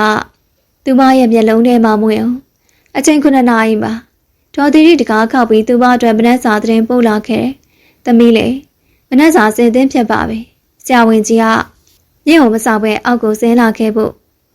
မှားလိုက်ပါတယ်။မိမိအောက်ထပ်ဆင်းလာတော့ဦးမြတ်သူကစပွဲပေါ်မှာထိုင်ပြီးသတင်းစာဖတ်နေတယ်။သူဟာတန်ရှင်းတန်ရက်တဲ့ဝင်းစုံနဲ့ကြည်ကောင်းနေပေမဲ့သူရဲ့မျက်နှာပုံမှန်လိုပဲအေးဆက်နေတယ်။လာထိုင်လာရောက်မိရဲ့။ဦးမြတ်သူကသတင်းစာကိုချပြီးပြောလိုက်တယ်။မိမိသူ့ရှိရာကလပ်တိုင်းမှာထိုင်လိုက်ပြီးဇုံးကိုကိုင်လိုက်တယ်။စပွဲပေါ်မှာအစားအသောက်မျိုးမျိုးရှိနေပေမဲ့သူမအတွက်တော့လေချောင်းထဲမှာဘာမှမဝင်အောင်။ငါမင်းရဲ့အမေရဲ့ခွဲစိတ်ကံကိုလိုက်မလာဖို့ပြောကြမလို့ဦးထင်တယ်။ဦးမြတ်သူကသူမကိုစိုက်ကြည့်လိုက်တယ်။မင်းခုလာရောက်မိရဲ့မယ်။လာရောက်မိရဲ့ကသူမရဲ့ဖခင်ရဲ့ခွဲစိတ်မှုတွေနဲ့ပတ်သက်ပြီးစိတ်ဝင်စားမှုမရှိဘူး။မင်းလုံးရမယ့်လုပ်ကိုပဲအာယုံစိုက်ပါ။မိမိလက်ပွားကိုကြက်ပါအောင်စုပ်လိုက်ပြီးကောင်းငုပ်လိုက်တယ်။ကျမနားလဲပါတယ်။ကောင်းပြီ။ဒီနေ့မင်းကျောင်းစားတက်ရမယ်။ကျောင်းကစီးကံရမ်းကြည့်တယ်။အစင်တန်းမကြအောင်ဂယူးဆိုင်ပါပြီးတော့မင်းရဲ့ဆဲဖုံကိုပေးပါဘာလို့လဲမိမိကအံ့အားသင့်သွားတယ်လာရောက်မိရသူ့ဖခင်ရဲ့စီးကန်းကြောင့်ဆိုရှယ်မီဒီယာသုံးခွင့်နေတယ်အဆက်တွေလုံးဝပြတ်တောက်သွားငါကင်ထားဖို့လိုတယ်ငါမင်းရဲ့အုတ်ထိန်သူဖြစ်အရာအားလုံးကိုထိန်းချုပ်ရမယ်ဦးမြတ်သူကလက်ကိုစံတန်းလိုက်တယ်သူ့ရဲ့မျက်လုံးတွေကအမိတ်ပေးနေတယ်မိမိကတွန်းဆုပ်စွာနဲ့သူမရဲ့စုပ်ပြက်နေတဲ့ဖုံးဟောင်းလေးကိုသူ့လက်ထဲထည့်ပေးလိုက်ရတယ်အဲ့ဒီဖုံးထဲမှာသူမရဲ့ပကြီးကားပုံတွေအမေနဲ့ရိုက်ထားတဲ့ပုံတွေရှိတယ်။သူမရဲ့ပန်းမိရင်ဘွားတစ်ခုလုံးရှိနေခဲ့တာ။ကောင်းပြီ။ဒါအရေးကြီးတယ်။မင်းကိုကြောင်းပို့ပြရနဲ့ငါမင်းရဲ့မိခွဲစိတ်မှုကိုကြီးကြပ်ဖို့စေယုံကိုသွားရမယ်။ဦးမြတ်သူကထားရက်လိုက်တယ်။ဒေါ်သည်ကားစင်တင်လောက်ပါ။ဒီနေ့ကလာရောက်မင်းရဲ့ပထမဆုံးကြောင်းတက်တဲ့နေ့မိမိကအသက်ရှူနှုံမြန်ဆန်နေခဲ့တယ်။သူမမေရဲ့ခွဲစိတ်မှုကိုဦးမြတ်သူကကိုယ်တိုင်ကြီးကြပ်မယ်ဆိုတဲ့စကားသူမကိုစိုးရိမ်မှုနဲ့အားကိုးမှုရောထွေးနေစေတယ်။သူတို့နှစ်ယောက်ကားပေါ်ရောက်တဲ့အခါဦးမြတ်သူကကားမောင်းနေစာအိတ်တိတ်ကိုသူမစီလမ်းပေးလိုက်တယ်။ဒါမင်းရဲ့ကျောင်းသုံးငွေနဲ့လာရောက်မင်းရဲ့ကျောင်းနဲ့ပတ်သက်တဲ့စာရေးစာတွေနဲ့အခန်းထဲမှာမင်းမကြည့်ဆွဲတဲ့ပစ္စည်းတွေရှိတယ်။မင်းဝါသနာကိုလုံးဝမစွန့်လွတ်ခြင်းငါ့ကိုအသိပေးကြမလို့မင်းရဲ့စိတ်ဓာတ်ကိုငါဝယ်ထားပေမဲ့မင်းရဲ့ဝိညာဉ်ကိုတော့မထိခိုက်ခြင်းဦးမြတ်သူရဲ့စကားတွေကမိမိကိုအံ့အားသင့်စေတယ်။သူ့ရဲ့အေးဆက်တဲ့ပုံစံအောက်မှာနားလည်မှုတချို့ရှိနေသေးရလား။ကျမအခန်းထဲမှာစံနေရရှိရယ်ကျမစံနေရတီးတက်တဲ့သူမဟုတ်မိမိကတိတ်ဆိတ်စွာပြောလိုက်တယ်ဦးမြတ်သူကခဏတာတိတ်ဆိတ်သွားခဲ့တယ်လာရောက်မင်းကစံနေရတီးတက်တယ်မင်းမကြိုးစားနဲ့အဲ့ဒါကိုဘယ်သူမှမသိအောင်ငါကိုယ်တိုင်ကင်တွယ်မယ်ခဏကြာမှပဲကားကကျေဝန်းလာတဲ့ထက်တန်းကြောင်ကြီးတစ်ခုရှိမှရက်လိုက်တယ်ကျောင်းဝတ်စုံဝတ်ထားတဲ့ကျောင်းသူကျောင်းသားတွေဟာကားရကနေဆင်းလာတဲ့မိမိကိုစူးစမ်းတဲ့အကြည့်တွေနဲ့ကြည့်နေကြတယ်ဒီမှာဆင်းလိုက်တော့ကျောင်းကြီးနဲ့ငါတွေ့ပြီးပြီအတန်းနဲ့တက်တက်သွားပါဦးမြတ်သူကပြောလိုက်တယ်သူရဲ့လေတံကအရင်လိုပဲအာနာဆန်နေတယ်မိမိကားရဲကဆင်းလိုက်တော့ဦးမြတ်သူကကားမှန်ကိုအောက်ချလိုက်ပြီးသူမကိုတစ်ချက်စိုက်ကြည့်လိုက်တယ်အကျွေးကိုမမေးပါနဲ့ပန်းမိရဲ့မိမိကောင်းမွန်စွာခွဲစိတ်မှုပြီးဆုံးမှုကမင်းရဲ့တယောက်ဆောင်မှုပေါ်မှာလည်းမူတည်နေတယ်အဲ့ဒီစကားကြောင့်မိမိဟာသူမရဲ့စိတ်ဓာတ်ကိုပြန်လဲတဲမှလိုက်ရတယ်သူမနောက်လည်းမကြည့်ပဲကြောင်းကြီးတဲ့ကိုဝင်ရောက်သွားခဲ့တယ်ပန်းမိဟာသူမရဲ့မိအတွက်လာရောက်မိရင်ဖြစ်တယောက်ဆောင်မှုစတင်နေပြီတစ်ချိန်တည်းမှာပဲဦးမြတ်သူရာသူမရဲ့မိခွဲစိတ်မှုကြီးချက်ဖို့စေယုံစီဦးတီပေါင်းနေသွားခဲ့သူတို့လူကြားအကျွေးနဲ့မိဘွားစတင်ပေါက်ကွဲနေခဲ့ပြီလောင်ရင်ထဲကပကြီးကြာမမိမိကျောင်းတကားဝဝင်လိုက်တာနဲ့ကျောင်းရဲ့အေးဆက်ပြီးခန်းထားတဲ့လေတူကသူမကိုဖြည့်စည်းလာတယ်ကျောင်းဝင်းစုံတင်ကသူမရဲ့ကိုယ်ပေါ်မှာလောင်ရင်တစ်ခုလုံးခံစားနေရတယ်ပထမဆုံးအနေနဲ့ကျောင်းကြီးရဲ့ရုံခန်းကိုသွားရမယ်ဦးမြတ်သူရရဲ့ဩဇာအာဏာကြောင့်သူမကိုဆောင်ဆိုင်နေတဲ့အကြောင်းကြီးကအလွန်ရင်ကျေးပေမဲ့မိမိကိုပြုံတင်ကဖြစ်နေတဲ့အကြည့်နဲ့ကြည့်နေတာကိုသူမသတိထားမိတယ်။လာရောက်မိမဟုတ်မိမိသမီးတို့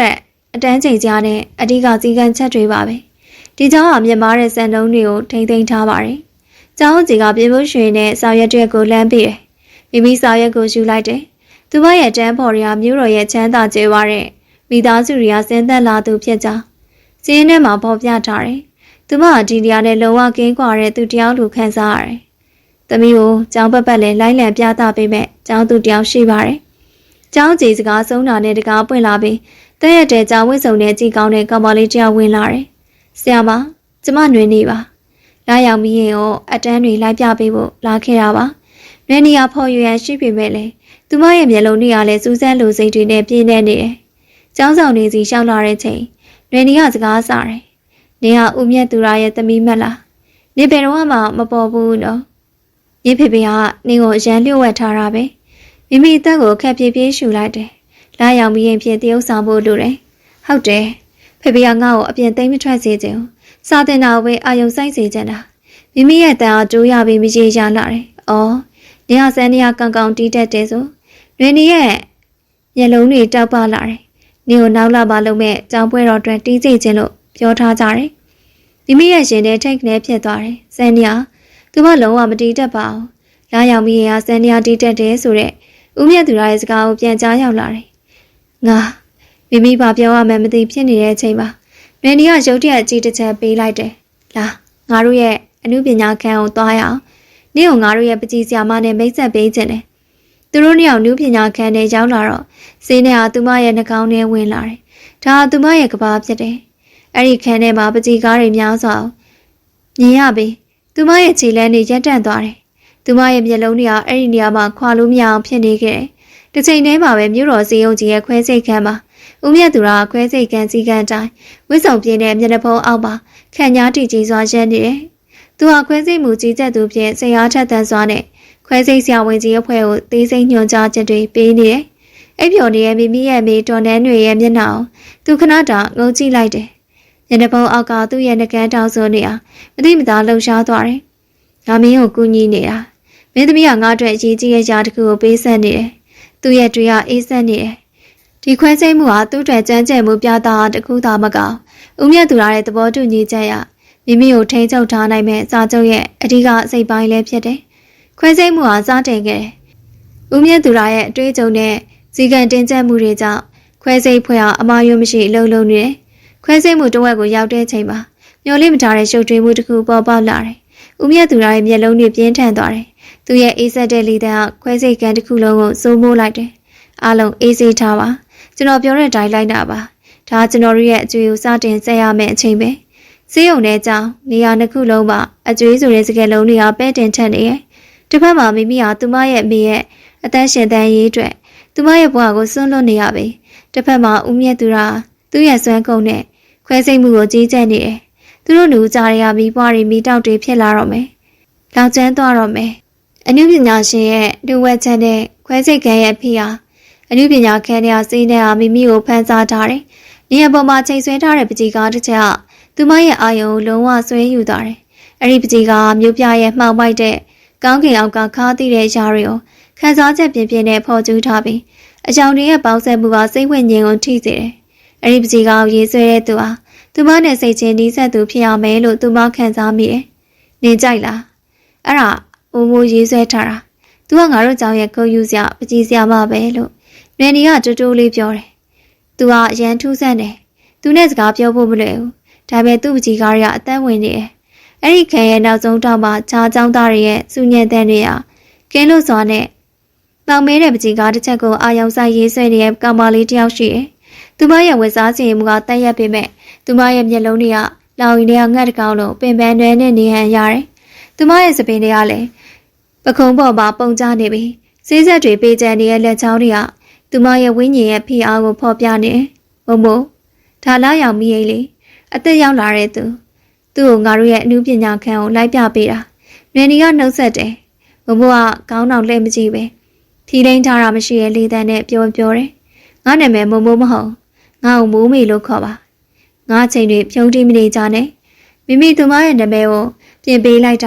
ာမိုးမေပါလှောက်အိမ်တစ်ခုခုရှိနေကြသတိပြုမိလိုက်တယ်။ဦးမြတ်သူကအဲ့ဒီကြောင်ဩဇာလွှမ်းမိုးထားပြီးဒီကလေးတွေအားလုံးကသူ့ရဲ့သားသမီးတွေဖြစ်ကြတယ်။မိုးမေဟာသူ့ရဲ့လွှမ်းမိုးမှုအောက်ကနေလူမြောက်ခြင်းတွေပုံရတယ်။မိမိဟာခြေတန်းတလန်တိုးလိုက်ပြီးသူမရဲ့ရေးဆွဲနေတဲ့ပကြီးကားကိုငုံကြည့်လိုက်တယ်။အဲ့ဒါစုတ်တန်နေစားတမြောင်နဲ့ချက်ချက်ထားတဲ့ပကြီးကားတစ်ချက်လိုဖြစ်နေပြီ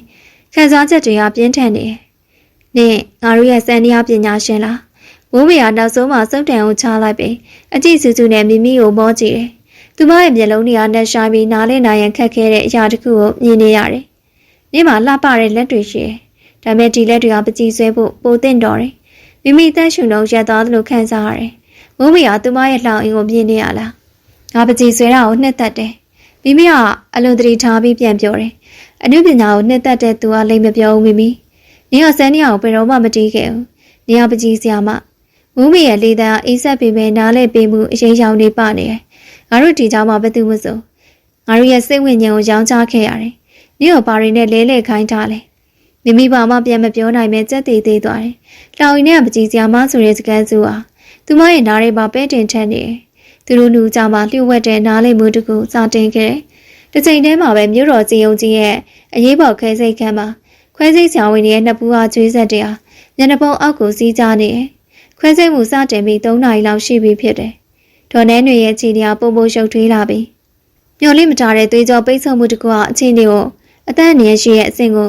ရောက်စေခဲ့တယ်ဦးမြတ်သူကမလုံမရရက်နေပေမဲ့သူ့ရဲ့အာယုံစူးစိုက်မှုကအခန်းထဲမှာရှိရဲ့ရာအလုံးကိုထွေးဖောက်ဝင်ရောက်နေတယ်သူ့ရဲ့မျက်လုံးတွေကတောက်ပနေပြီ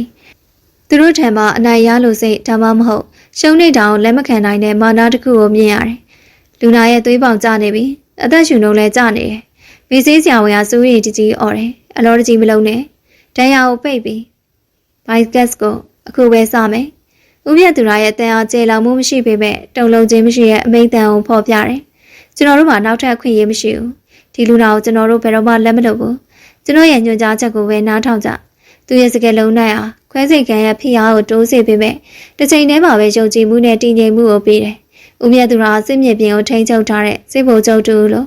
သူဟာစိတ်အားထက်သန်မှုထက်အသိပညာနဲ့ထိန်းချုပ်မှုတွေကိုအသုံးပြုပြီးရှုပ်ထွေးတဲ့ချိန်တွေကိုဖြည့်ရှင်းဖို့လှုံ့ဆော်တယ်အကျွေးကိုစတင်ဆက်ရမယ့်အချိန်ပဲဆိုတဲ့သူ့ရဲ့စကားကိုသူ့ရဲ့စိတ်ထဲမှာပြန်ကြားရောက်နေတယ်ဒီကျွေးဟာမိမိကိုသူ့ရဲ့ထိန်းချုပ်မှုအောက်မှာထားရှိဖို့ဖြစ်တယ်ဒေါ်နဲ့တန်းရှင်မှာပဲသူ့ရဲ့စာချုပ်အသက်ဝင်မယ်ဒါကြောင့်ဒီခွဲစိတ်မှုဟာသူ့ရဲ့ဂုဏ်သိက္ခာအတွက်သူ့ရဲ့အာဏာအတွက်မိမိအတွက်ဖြစ်တယ်ဦးမြတ်သူကစံပစ္စည်းကိုလက်ခံလိုက်ပြီး၎င်းရဲ့တိကျသိချတဲ့လှုပ်ရှားမှုတွေနဲ့အန်ရရှိတဲ့နေရာကိုဝင်ရောက်ပြီးခွဲစိတ်မှုရဲ့အရေးကြီးဆုံးအဆင့်ကိုစတင်လိုက်တယ်သူဟာအောင်မြင်မယ်လို့ယုံကြည်တယ်သူဟာမိမိရဲ့လှောင်အိမ်ကိုတိစောက်သူဖြစ်တယ်သူ့ရဲ့ပန်းတိုင်အောင်မပြီးဆုံးသေးပါဘူးပကြီးကားရဲ့ရိတ်နဲ့မိဘတောက်တဲ့စန်းညာမိုးမေရဲ့စူးစမ်းတဲ့အကြည့်တွေဟာမိမိရဲ့စိတ်ဝိညာဉ်ကိုထွေးဖောက်ဝင်ရောက်သွားတယ်မိမိဟာသူမရဲ့အမှန်တရားဒီနေရာမှာပထမဆုံးချိန်ဖွင့်အားရမလို့ခံစားနေရတယ်ငါမေဖြားနေတယ်သူခွဲစိတ်ဖို့လိုတယ်ဦးမြတ်သူကအဲ့ဒါကိုလုပ်ပေးဖို့ကူညီနေတာမိမိဟာစကားတွေကိုတူတူလေးနှေးကွေးစွာပြောတယ်သူမရဲ့မျက်လုံးတွေကကြမ်းပြင်ကိုစိုက်ကြည့်နေတယ်လဲလှယ်မှုပေါ့မိုးမေဟာကောင်းညိတ်တယ်သူမရဲ့အတန်အားနားလည်မှုနဲ့စာနာမှုနဲ့ပြည့်နေတယ်ငါတို့အားလုံးဒီလိုပဲဒါမဲ့နေကကိုအနုပညာနဲ့လဲလှယ်ခဲ့ရတာမိုးမေဟာသူမရဲ့လက်ရှိရေးဆွဲနေတဲ့ပကြီးကားကိုလက်ညှိုးထိုးပြတယ်အဲ့ဒီပကြီးကားအမောင်တူးတွေကြားမှာတောက်ပတဲ့အလင်းတန်းလေးတစ်ခုကိုဖမ်းယူထားတယ်ဒီလင်းတန်းကိုမြင်လားအဲ့ဒါငါတို့ရဲ့စိတ်ဝိညာဉ်ပဲသူတို့ကငါတို့ရဲ့စံတရားတည်ခြင်းစာချက်ခြင်းပုံပံဘွားတွေကိုလိုချင်ကြတယ်ဒါပေမဲ့သူတို့မယူနိုင်တာတခုရှိတယ်အဲ့ဒါငါတို့ရဲ့လှုပ်ဝက်ချက်ပဲနင်းလှုပ်ဝက်ချပကြီးဆွဲတာပေါ့မိမိကတိုးတိုးလေးရေရွတ်တယ်ဟုတ်တယ်ငါရဲ့ပကြီးကားတွေမှာသူတို့မမြင်နိုင်တဲ့နာကျင်မှုတွေနဲ့လွန်မြောက်ခြင်းစိတ်တွေရှိနေတယ်နင်းလှုပ်ဝက်ချက်ကပါလဲလာရောက်မိရင်မိမိကမိုးမေရဲ့စကားကိုကြားရပြီးတဲ့နောက်ငြိမ်သက်သွားတယ်ပကြီးသူမရဲ့ရင်ထဲမှာတိတ်ဆိတ်စွာပုံအောင်နေတဲ့စိတ်ဓာတ်တစ်ခုကိုနှိုးဆွလိုက်တယ်လာနင်းကိုတနေရာပြပေးခြင်းနဲ့မိုးမေဟာတွင်ဒီကိုကျူးမဆိုင်ပဲမိမိရဲ့လက်ကိုဆွဲပြီးအခန်းပြင်ကိုခေါ်သွားတယ်သူတို့လူကအကြောင်းရဲ့တိတ်ဆိတ်တဲ့ဥယျာဉ်ဘက်ကိုရောက်လာကြတယ်အဲ့ဒီနေရာမှာကြောက်ဖြူနဲ့ပြုတ်လုံထားတယ်ရေပန်းကြီးတစ်ခုရှိပြီးအဲ့ဒီနေမှာဖုံဖုံးတွေနဲ့ဖုံးလွှမ်းနေတဲ့တိုင်ဟောင်းတစ်ခုရှိတယ်ဒီနေရာကစံနေရာခန့်ဟောင်းပဲဦးမြတ်သူရရဲ့အမေနေခဲ့တဲ့နေရာလို့ပြောကြတယ်မိုးမေဟာတကားကိုတွန်းဖွင့်လိုက်တယ်သူအမြဲလောချခိုင်းထားတာဒါမဲ့ငါလျှို့ဝှက်တော့ရှာတွေးခဲ့တယ်အခန်းထဲမှာကြီးမားပြီးခန့်ညားတဲ့စံနေရာအိုတလုံးမောင်ပိုက်စွာရှိနေဖုံဖုံးတွေအောက်မှာသူ့ရဲ့အနှဲရောင်တက်သားကိုတွေကတောက်ပနေသေးတယ်ဒါဟာလာရောင်မီရဲ့ကဘာနဲ့လုံးဝဆန့်ကျင်ဘက်ဖြစ်တဲ့နေရာတစ်ခုဖြစ်တယ်ကြောင်းပွဲတော်မှာစံနေရာတီးခိုင်နင်ပါလုံးမလဲမိုးမေဟာစံနေရာကိုလမ်းနဲ့တူးထီရင်ပေးတယ်မိမိဟာစံနေရာကိုကြည့်လိုက်တယ်ဒီဟာသူမရဲ့တောင်အိမ်ရဲ့တောချက်ဖြစ်တယ်ငါတီးတက်ရမယ်တစ်ချိန်တည်းမှာမြို့တော်စေယုံကြီးရဲ့ခွဲစိတ်ကမ်းမှာဦးမြတ်သူရခွဲစိတ်မှုကိုအလွန်တိကျစွာလှုပ်ဆောင်နေတယ်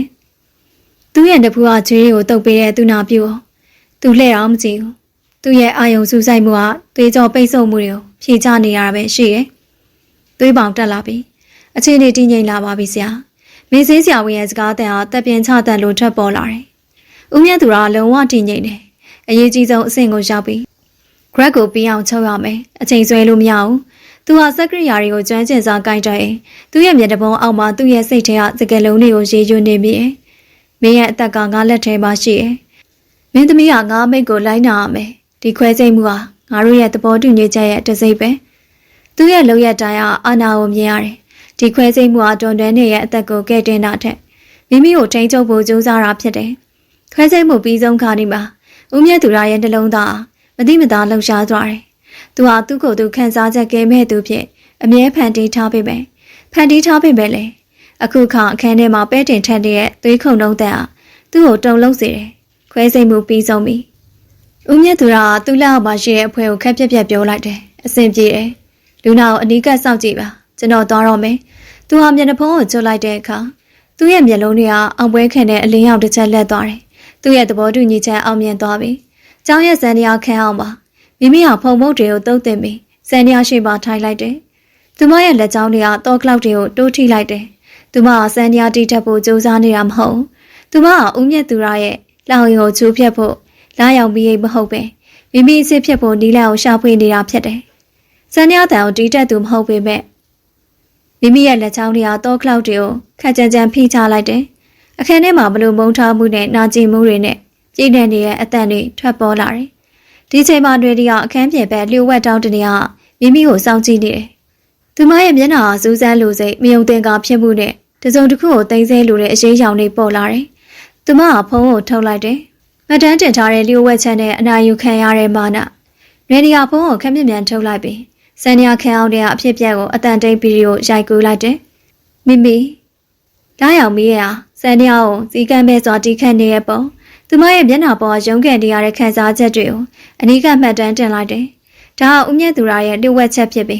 းသူမအတွက်အလွန်ရေးကြီးတဲ့သက်သေပဲ။လာရောက်ပြီးရစံတရားမတီးတတ်အောင်သူမဟန်ဆောင်နေသူလိမ့်လေသူဖြစ်တယ်။ရင်းနေရဲ့မျက်လုံးတွေကအောင်ပွဲခံတဲ့အရေးရောင်တွေပေါ်လာတယ်။ဦးမြတ်သူရကသူမရဲ့ဖခင်ရဲ့စီးပွားရေးကိုထိန်းချုပ်ထားတယ်။ဦးမြတ်သူရရဲ့သမီးလို့ဆွဆွဲခံရတာအတူရောင်ဖြစ်နေကြောင်းဖော်ထုတ်နိုင်ဦးမြတ်သူရရဲ့ဂုဏ်သိက္ခာကိုထိခိုက်စေပြီးသူမရဲ့ဖခင်အတွက်လက်စားချေနိုင်မယ်လို့ရန်ဒီကတွေ့တယ်။သူမပီရိုဖိုင်တစ်ခုကိုတင်ဆဲလိုက်ပြီးအလင်းမြန်အဲ့ဒီနေရာထွက်ခွာသွားတယ်။ညနေဆောင်တဲ့အခါဦးမြတ်သူရရဲ့ခန်းထားတဲ့နေအိမ်စာကြည့်ခန်းမှာဦးမြတ်သူရစံတရားခုံမထိုင်နေတဲ့မိမိကိုအနီးကပ်စောင့်ကြည့်နေတယ်။စံတရားပေါ်မှာလာရောင်ဆိုတဲ့ဒေးသွားစာရက်တရားပုံထားတယ်။ခွဲစိတ်မှုအောင်မြင်သွားပြီ။ဦးမြတ်သူရကပြောတယ်။သူ့ရဲ့အတန်အားညှင်းသားပေမဲ့အမိတ်ပေးတဲ့လေတံပါနေတယ်။မင်းရဲ့မိဘေးကင်းသွားပြီ။အခုမင်းရဲ့အလှည့်ရောက်ပြီးလာရောက်မိရင်မိမိဟာစံတရားကိုခက်တင်တင်စုပ်ကိုင်းထားတယ်။သူမရဲ့လက်ချောင်းတွေအားနာကျင်နေတယ်။ကြောင်ပွဲတော်စံတရားတီးရမယ်ဆိုဟုတ်တယ်။မင်းဟာငါရဲ့အမှုပညာလည်းရပြီ။ပြီးပြည့်စုံရမယ်။သူကမိမိရဲ့ပကုံးကိုလက်နဲ့ညင်သားစွာထိလိုက်တယ်။အဲ့ဒီချီးထွေးမှုဟာလွမြောက်ခွင့်မရှိတဲ့ချုံတော်မှုတစ်ခုလုံးဖြစ်နေတယ်။ဒါပေမဲ့မင်းရဲ့ဒေသတွေဟာအားနည်းချက်တွေရှိနေသေးတယ်။လာရောက်ပြီးရဲ့ဒေသနူးညံ့ပြီးလေးနေရမယ်။ခုနကအကြောင်းအခက်ကြမ်းကြမ်းတီးတဲ့တန်မျိုးမဖြစ်ရအောင်မိမိကောင်းမောလိုက်တယ်သူမကိုနေနေအောင်စောင့်ကြည့်နေတာကိုဦးမြတ်သူရာသိနေတာသိကြတယ်သူဟာလူဝက်ချက်အားလုံးကိုထိန်းချုပ်ထားတယ်ခမဘယ်လိုလုပ်သိတာလဲမိမိရဲ့တန်အောင်တုံရင်းနေတယ်ဦးမြတ်သူရာခက်ပြုံးပြုံးပြန်ဖြစ်တယ်ငါရဲ့ထိန်းချုပ်မှုအောက်ကရာတစ်ခုမှငါ့ကိုလွတ်မြောက်သွားတာမရှိဘူးနွယ်နီဆိုတဲ့ကောင်မလေးကမင်းကိုဗီဒီယိုရိုက်ထားတယ်ဆိုတာငါသိတယ်သူဟာသူ့ဖေအတွက်လက်စားချေခြင်းတယ်ဒါပေမဲ့အဲ့ဒီဗီဒီယိုကဘယ်တော့မှပြင်ရောက်လာမှမဟုတ်ငါသူ့ကိုဖျက်ဆီးခိုင်းလိုက်ပြီမိမိရဲ့ရှင်ထဲမှာကြောက်ရွံ့ခြင်းတဲ့ဒေါသပုံပုံကြီးမားလာတယ်။ဦးမြတ်သူရရဲ့ဩဇာအာဏာမျောလင်းထားတဲ့ပုံပုံနဲ့ဆိုင်နေ။သူမရဲ့လူမြောက်ခွင့်လမ်းကြောင်းအလုံးကိုသူပိတ်ဆို့နေတယ်။ဘာလို့လဲ။ဘာလို့ခမရဲ့သမီးလို့မဟုတ်တဲ့ကျမ။သမီးလို့ဟန်ဆောင်ခံရတာလေ။မိမိကမေးတယ်။ဦးမြတ်သူရရဲ့မျက်နှာပေါ်ကအပြုံးတွေပြောင်းကွယ်သွားတယ်။သူ့ရဲ့မျက်လုံးတွေကအေးဆက်ပြီးပြတ်သားလာတယ်။ငါမှလာရောက်မိရင်ဆိုတဲ့သမီးတယောက်တကယ်ရှိခဲ့တယ်။သူကဇန်နီယာပညာရှင်ဖြစ်ပြီးအမှုပညာကိုအရန်ချစ်မြတ်နိုးတယ်။ဒါပေမဲ့သူသေဆုံးသွားခဲ့ပြီ။သူ့ရဲ့တန်ဟာနာကျင်မှုအရေးကြောင့်တွေပေါ်လာခဲ့ပေမဲ့ချက်ချင်းပဲပြောက်ကွယ်သွားတယ်။ငါရဲ့သမီးဟာပြီးပြည့်စုံတဲ့ကမ္ဘာမှာနေထိုင်ခဲ့ရမယ်။ငါသူ့တက်ပြင်ဆင်ထားတဲ့အနာဂတ်ကိုတခြားသူတယောက်ကဆက်လက်ထမ်းဆောင်ရမယ်။နေကလာရောက်ပြီးရင်လည်းပုံစံတူတယ်။နေကငါရဲ့တခြားရွေးချယ်မှုပဲ။ မိမိဟာဦးမြတ်သူရရဲ့ဝဲနေမှုနဲ့မောင်နှထောင်လောင်းမှုတွေရောရှက်နေတဲ့မျက်လုံးတွေကိုစိုက်ကြည့်လိုက်တယ်။သူဟာတိတ်ဆုံးသွားတဲ့သမီးရဲ့အိမ်မက်ကိုဆက်လက်ကောင်းထွယ်ဖော်ဖို့အတွက်သူမရဲ့ဘဝကိုလူယူခဲ့တာပဲ။ဒါအချင်းမဟုတ်ထိန်ချုံမှုပဲဖြစ်တယ်။ရုတ်တရက်စာကြည့်ခဲ့တဲ့တကားဝမှာအိမ်တော်ရင်းဟာလေးစားစွာရက်နေတယ်။ဦးမြတ်သူရဝုန်းမေဆိုတဲ့ကျောင်းသူလေးကခမရကိုတွေးချင်တယ်လို့ပြောပါတယ်။ဦးမြတ်သူရရဲ့မျက်လုံးတွေမီးလို့တောက်သွားတယ်။ဝုန်းမေလောင်ရင်ထဲကပကြီးစရာမှသူမကသူ့ရဲ့ထိန်ချုံမှုကိုအခန့်နေတဲ့တူရဲတော့သူဒီကောင်မလေးကိုအခန့်မှာစောင့်ခိုင်းလိုက်ဦးမြတ်သူရကပြောလိုက်တယ်။အဲ့နောက်မိမိဘက်ကိုလှည့်ပြီးမင်းရဲ့စံတရားကိုဆက်လေးကျင်တာမင်းရဲ့ကဲတင်ရှင်ကမင်းကိုဘာမှကူညီနိုင်မှာမဟုတ်မိမိရဲ့လက်ချောင်းတွေကစံတရားတော့ကလောက်တွေကိုပုံပုံတင်းကျပ်စွာဖိချလိုက်တယ်။မိုးမေဟာရောက်လာခဲ့ပြီ။ဒါသူတို့လူကြားလျှို့ဝှက်တဲ့မဟာမိတ်ဖွဲ့မှုရဲ့ပထမဆုံးသောခြေလှမ်းဖြစ်နိုင်တယ်။ဒါမှမဟုတ်ဦးမြတ်သူရရဲ့ထိန်ချုံမှုပုံပုံကြီးမားလာမဲ့အစလည်းဖြစ်နိုင်တယ်။အနုပညာရဲ့ရဲရင်မှုနဲ့ထိန်ချုံမှုရဲ့အကွဲကြောင့်အခန်းကြီးဟာအေးဆက်ပြီးခန်းထားထဲပါတယ်။ဦးမြတ်သူရစာကြီးခန်းအားထွက်လာပြီးအခန်းစီကိုခက်တီတီလျှောက်လာတယ်။အိမ်တော်ရဲ့ကြီးမားတဲ့ပုံစံကသူ့ရဲ့အာဏာကိုကိုစားပြုနေပေမဲ့အခုအခါမှာမိုးမေရောက်ရှိလာတာသူ့အာဏာကိုစိန်ခေါ်နေတယ်။မိုးမေဟာစူပါပေါ်မှာမထိုင်ပဲအခန်းလေးမှာရင်းနေတယ်။ကြောင်ဝင်းစုံနဲ့တူပေမဲ့ပကြီးဆွဲထားတဲ့အယောင်ဆက်တွေပေးချမ်းနေတဲ့အင်ကြီးလက်တွေနဲ့သူမရဲ့စိတ်အားထက်သန်တဲ့မျက်လုံးတွေကသူမကိုမျိုးတော်ရဲ့အထက်တန်းလကလေးနဲ့ကွဲပြားစေတယ်။သူမရဲ့လက်ထဲမှာအနှဲ့ရောင်ပြက်ပုံကြီးတစ်ခုကိုကိုင်းဆောင်ထားတယ်။မိုးမေနင်ဒီကိုဘာလာလောက်တာလဲ။ဒီချိန်ဟာနင်တို့ចောင်းသူတွေအနားယူရမယ့်အချိန်ပဲ။ဦးမြတ်သူရရဲ့အတန်အားတင်းပါတယ်။ကျမနားယူဖို့မလာပါဘူး။ဦးမြတ်သူရမိုးမေဟာပြက်သားစွာပြန်ပြေတယ်။သူမရဲ့အတန်အားတုံလုံးခြင်းမရှိ။ကျမလာရောက်မင်းနဲ့စကားပြောချင်တယ်။သူ့အနေနဲ့ရှိနေတယ်။သူ့နာမည်ကလာရောက်မင်း။ तू ကငါသမီးငါရဲ့အနုပညာရှင်။ तू မှာဘာအနေမှမရှိဘူး။ तू ကခုစံနေရလေးကျင်နေတယ်။ဦးမြတ်သူရမိမိကိုစံနေရတီးခတ်စေဖို့အမိတ်ပေးထားပြီးအဲ့ဒီတန်ကိုမိုးမေကြားရမယ်လို့မျှော်လင့်တယ်။အဲ့ဒီချိန်မှာပေါ်တဲ့စာကြီးခန်းကတေးသွားတွေထွက်ပေါ်လာတယ်။ဒါမဲ့အဲ့ဒါညင်တာပြီးချိုပြင်းနဲ့လာရောက်တေးသွားမဟုတ်ပဲပြတ်တောက်တဲ့တုံလုံးချောက်ကြတဲ့ခန်းစားချက်တွေပြင်းထန်တဲ့တေးတန်တစ်ခုဖြစ်တယ်။မိမိဟာသူမရဲ့ဒေါသနဲ့နာကျင်မှုကိုစံနေရတော့ကလောက်တွေကနေတဆင့်ဖော်ထုတ်နေတာဖြစ်တယ်။ဦးမြတ်သူရရဲ့မျက်နှာသွေးစိမ့်သွားတယ်။သူ့ရဲ့ထိန်ချုံမှုအောက်ကသမီးကအားခံနေပြီ။အဲ့ဒါလာရောက်ပြီးရဲ့တေးတံမဟုတ်။အဲ့ဒါလှောင်ရင်တည်းကငှက်တကောင်ရဲ့အော်တံပဲ။မိုးမေဟာပြုံးလိုက်တယ်။အဲ့ဒီနောက်သူမရဲ့လက်ထဲမှာရှိရဲ့ပြက်ပုံရုတ်တရက်ဖွင့်လိုက်တယ်။အဲ့ဒီပကြီးကကြီးမားပြီးအလဲပေါ်မှာလှောင်ရင်တကူးရှိတယ်။အဲ့ဒီလှောင်ထဲမှာကြမ်းတမ်းတဲ့လက်ချောင်းတွေပါတဲ့ပကြီးကြောင်မတူကိုရေးဆွဲထားတယ်။ဒါမဲ့ပကြီးကရဲ့ထူးခြားတဲ့အချက်ကပကြီးဆံမရဲ့မျက်နှာဟာမိမိရဲ့မျက်နှာနဲ့အံ့ဩလောက်တူနေရပဲပကြီးကားရဲ့နောက်ခံမှာအပေါင်ထုတွေနဲ့ချစ်ချစ်ထားတဲ့ဈေးရုံပုံတံတွေပါရှိရဲ့ဒီပကြီးကားကိုကျမလွန်ခဲ့တဲ့တစ်ပတ်ကစားပြီးရေးဆွဲခဲ့တာမိုးမေကရဲရင်စွာပြောတယ်ဒီကောင်မလေးကကျမတို့ကိုလာပြီးမိတ်ဆက်တက်နေကြရပဲ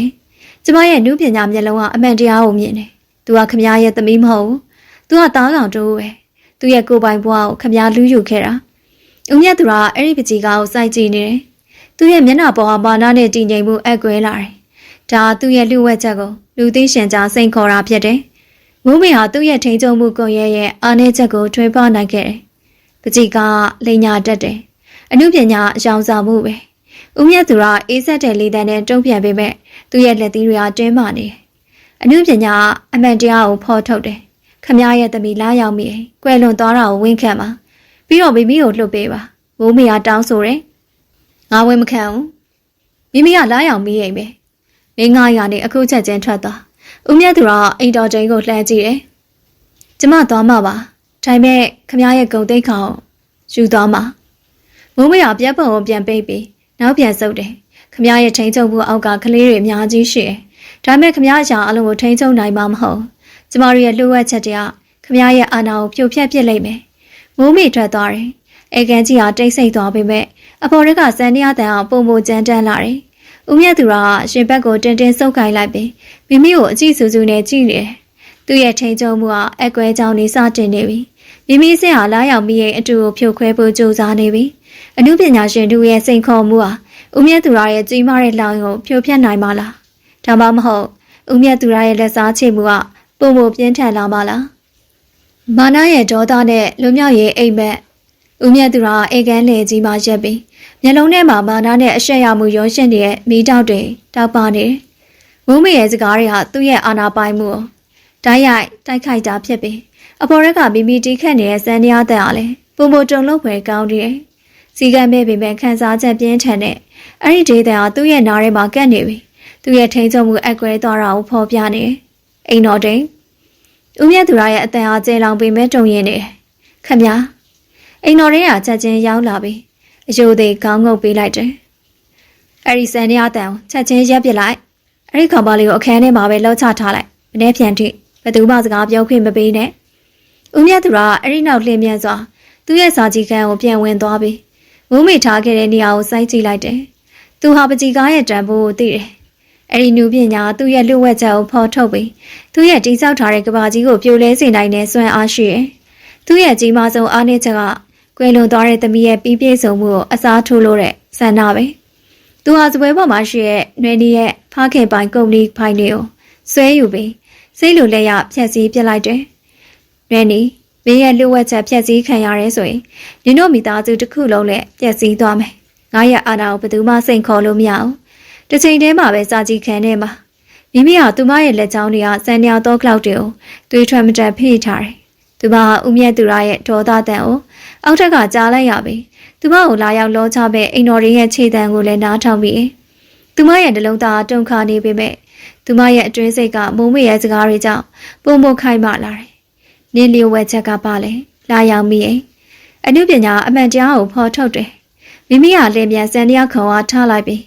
စာကြီးခံရဲ့တောင်းတနေရာမှာခေါင်းပုံတူပပူးရုပ်တွေနဲ့တူပြစ်ထားတဲ့ရေနံစည်းတွေနဲ့စုပ်တံဟောင်းတွေထည့်ထားတဲ့တက်တာသေးစားလေးကိုသွားချလိုက်တယ်။သူမကအဲ့ဒီပစ္စည်းကိုတစုံတူကပြစ်ထားခဲ့တယ်လို့ခံစားမိတယ်။တက်တာပေါ်မှာဖုံဖုံတရားဖုံးလွှမ်းနေပြီးအဲ့ဒီပစ္စည်းကဦးမြတ်သူရရဲ့ကွယ်လွန်သူသမီးလာရောက်မိရဲ့လျှို့ဝှက်ပစ္စည်းတွေဖြစ်နိုင်တယ်။လာရောက်မိရဲ့စံတရားကိုချက်တယ်လို့ပကြီးဆွဲတာကိုလည်းလျှို့ဝှက်စွာနှက်သက်ခဲ့တယ်လို့မိမိခံစားလိုက်ရတယ်။ဒီလိုဆိုရင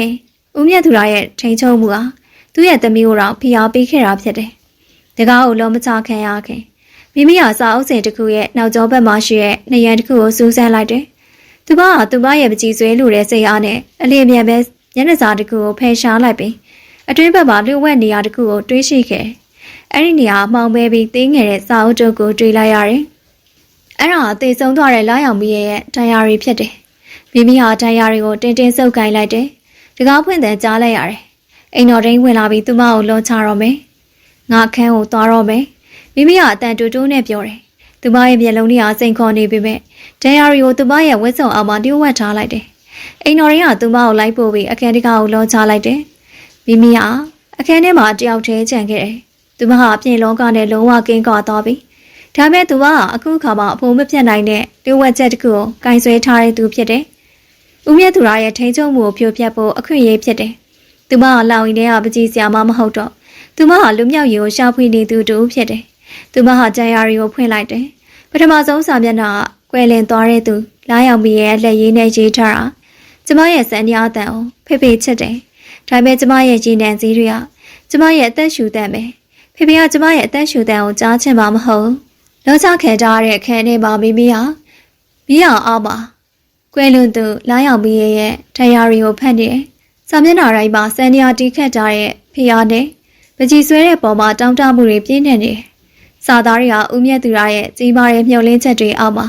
ခြေပြက်လက်ပြကြားခဲ့ရတဲ့မိန်းကလေးတူရဲ့ဝိညာဉ်ရေးရာနာကျင်မှုကိုဖော်ပြနေတယ်။ဖေဖေကစံတရားလက်ခံတန်ကိုပဲကြားချင်တာ။သူကကျမရဲ့ဘဝကိုဒီတိုင်းတရုပ်ဆောင်စေချင်တာ။ကျမပကြီးကားရအယောင်နေနဲ့အသက်ရှူချင်တယ်လို့ပြောရင်သူနားလည်ပေးမှာမဟုတ်။ကျမဟာသူလိုချင်တဲ့အနုပညာလက်ရာတစ်ခုပဲဖြစ်ရမယ်။ကျမရဲ့ဘဝ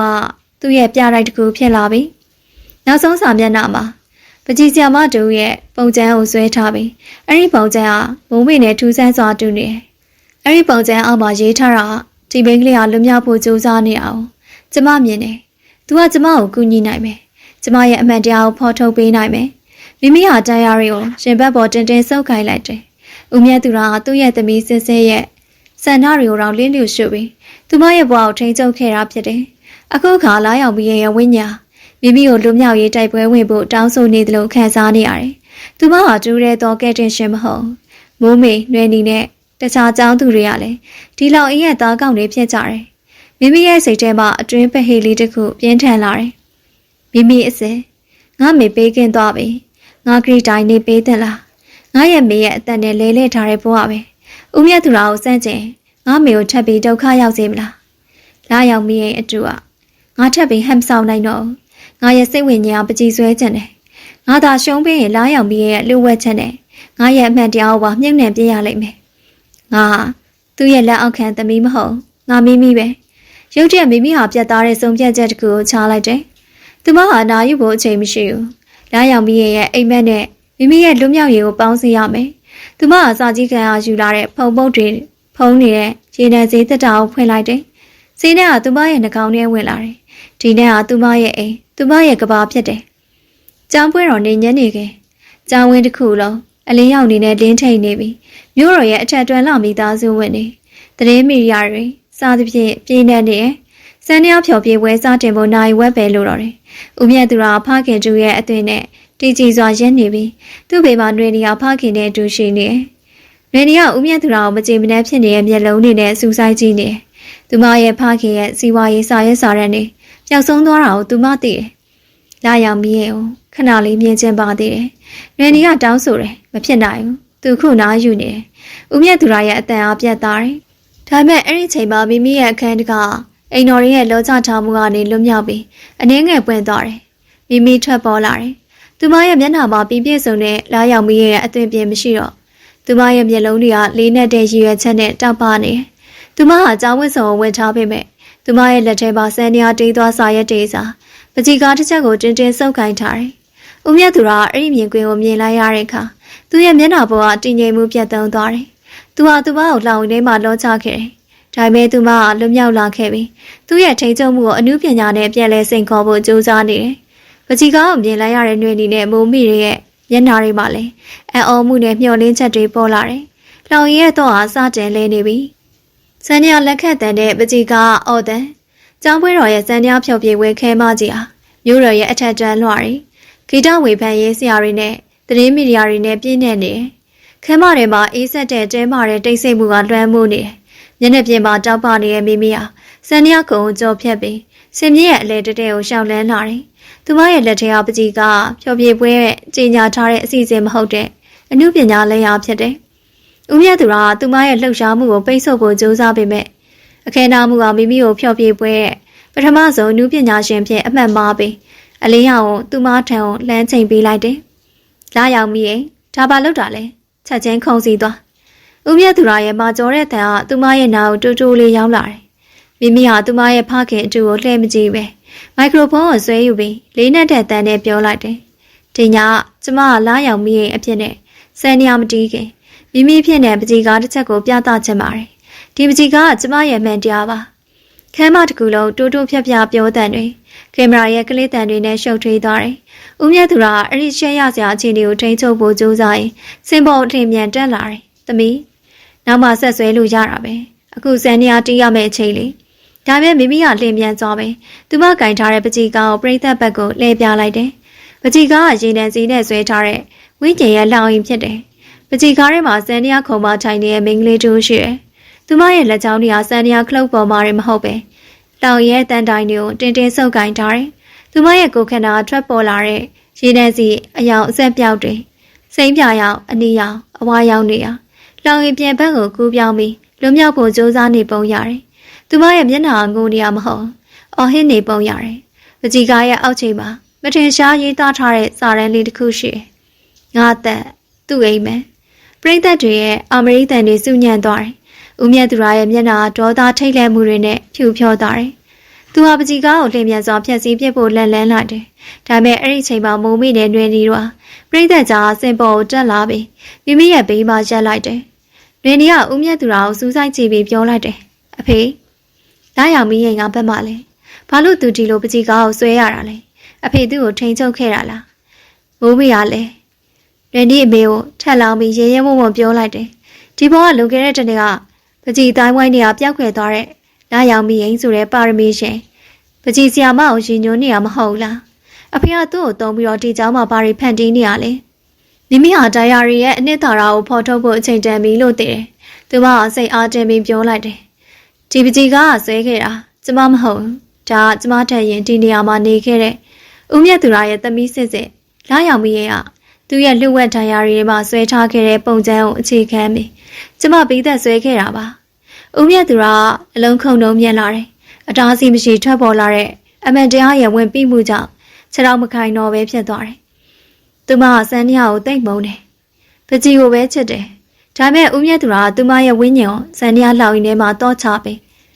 သူမရဲ့အသက်ရှင်တန်မှုကိုသူရဲ့အနုပညာပြလိုက်အတွက်လဲလှယ်ခဲ့တယ်မိမိဟာလျှို့ဝှက်တန်ရာတွေကိုထုတ်ပြပြီးပြိသက်ဘက်ကိုမျှပြလိုက်တယ်မိမိဟာဦးမြတ်သူရကိုတဲဆိုင်ကြည့်လိုက်တယ်ကျမကဘာတူလဲဆိုတာအရေးမကြီးတော့ဘူးအရေးကြီးတာကဦးမြတ်သူရရဲ့အနုပညာလက်ရအသက်မဲ့တဲ့ຢာတွေမဟုတ်သူတို့ကထိန်းချုပ်ခံထားရတဲ့ဝိညာဉ်တွေပါဒီညအစားပဲလာရောက်မရဲ့အိမ်မက်တွေကကျမရဲ့ဘဝကိုထိန်းချုပ်ခဲ့ရမှာမဟုတ်တော့ဘူးကျမဟာပကြီးကားရအရာတွေနဲ့အသက်ရှူမဲ့မိပါဒီစကားတွေကိုပြောပြီးမိဟာပကြီးကားကိုစင်လဲမှာအမြဲတမ်းပြသထားဖို့ရည်ရွယ်ချက်နဲ့ထောင်ထားခဲ့ပြီးလျှို့ဝှက်တရားတွေကိုနှွေနီးရဲ့လက်ထဲကိုအပ်လိုက်တယ်ပြီးတော့သူမဆန်းနီယာခုံစီကိုရှောက်သွားပြီးခုံပေါ်မှာခက်တစ်တီထိုင်လိုက်တယ်ဦးမြတ်သူရသူမကိုတားဆီးဖို့အလင်းစလုံးပြေးသွားပြီးမဲ့နောက်ကျသွားခဲ့ပြီးမိဟာဆန်းနီယာခလုတ်တွေပေါ်သူမရဲ့လက်ချောင်းတွေကိုတင်လိုက်တယ်ဒါမဲ့သူမတီးလိုက်တဲ့တန်စင်အားဖြော်ပြပွဲတက်ပြင်ဆင်ထားတဲ့တိမ်ပွေးတဲ့ခန်းတွေဝင်တေးသွားမဟုတ်ပါဘူးသူမရဲ့တီးခတ်တန်အားဝင်းညင်ရဲ့လှောင်အိမ်ပကြီးကားကနေအော်ဟစ်တန်လုံးဒေါသနာကျင်မှုနဲ့လွမြောက်လိုတဲ့စန္ဒာတွေပြင်းထန်နေတဲ့ခက်ထန်ပြင်းထန်တဲ့မူရင်းတေးသွားတစ်ခုဖြစ်တယ်။စန္ဒာလက်ခတ်တန်အောင်ဦးမြတ်သူရရဲ့နားထဲမှာကြောက်တုံးတွေနဲ့ရိုက်ခတ်သလိုထိုးဖောက်ဝင်ရောက်လာပြီးသူ့ရဲ့ထိန်ချုံမှုကဘာကြီးကိုလှုပ်ခါလိုက်တယ်။လွင်ဒီကတရားရီကိုဖွင့်ပြီးသတင်းမီဒီယာရဲ့ကင်မရာဘက်ကိုလှည့်ပြလိုက်တယ်။လှောင်ရဲ့တော့လဲသွားခဲ့ပြီးတန်စင်ရဲ့ပောက်ကွဲမှုနဲ့အခင်းဖြစ်ပွားရာမိမိရဲ့လက်ချောင်းတွေအောက်ကထွက်ပေါ်လာတဲ့စံနီယာတန်ခမ်းမတွေမှာရှိတဲ့လီတူးကိုစုပ်ပြဲပစ်လိုက်တယ်။အဲ့ဒါဟာရုတ်တရက်ပောက်ကွဲလာတဲ့စိတ်ခံစားမှုတစ်ခုရဲ့ပဲတင်တန်းဖြစ်တယ်။ကန်ဝင်တေးသွားရဲ့တိမ်မွေးမှုအချုံမြိန်ဆိုတာလုံးဝမရှိဘူး။အဲ့ဒီစာတီတေးသွားစူပူလှုံ့ဆော်မှုဖိနှိပ်ခံရမှုကလွမြောက်လို့တဲ့တောင်းတမှုနဲ့အမှန်တရားကိုဖော်ထုတ်လို့တဲ့ရဲရဲမှုတွေနဲ့ပြည့်နှက်နေတယ်။ဒါအကြားတဲ့ပြိတ္တတွေကတုံလုံးချောက်ချသွားတယ်။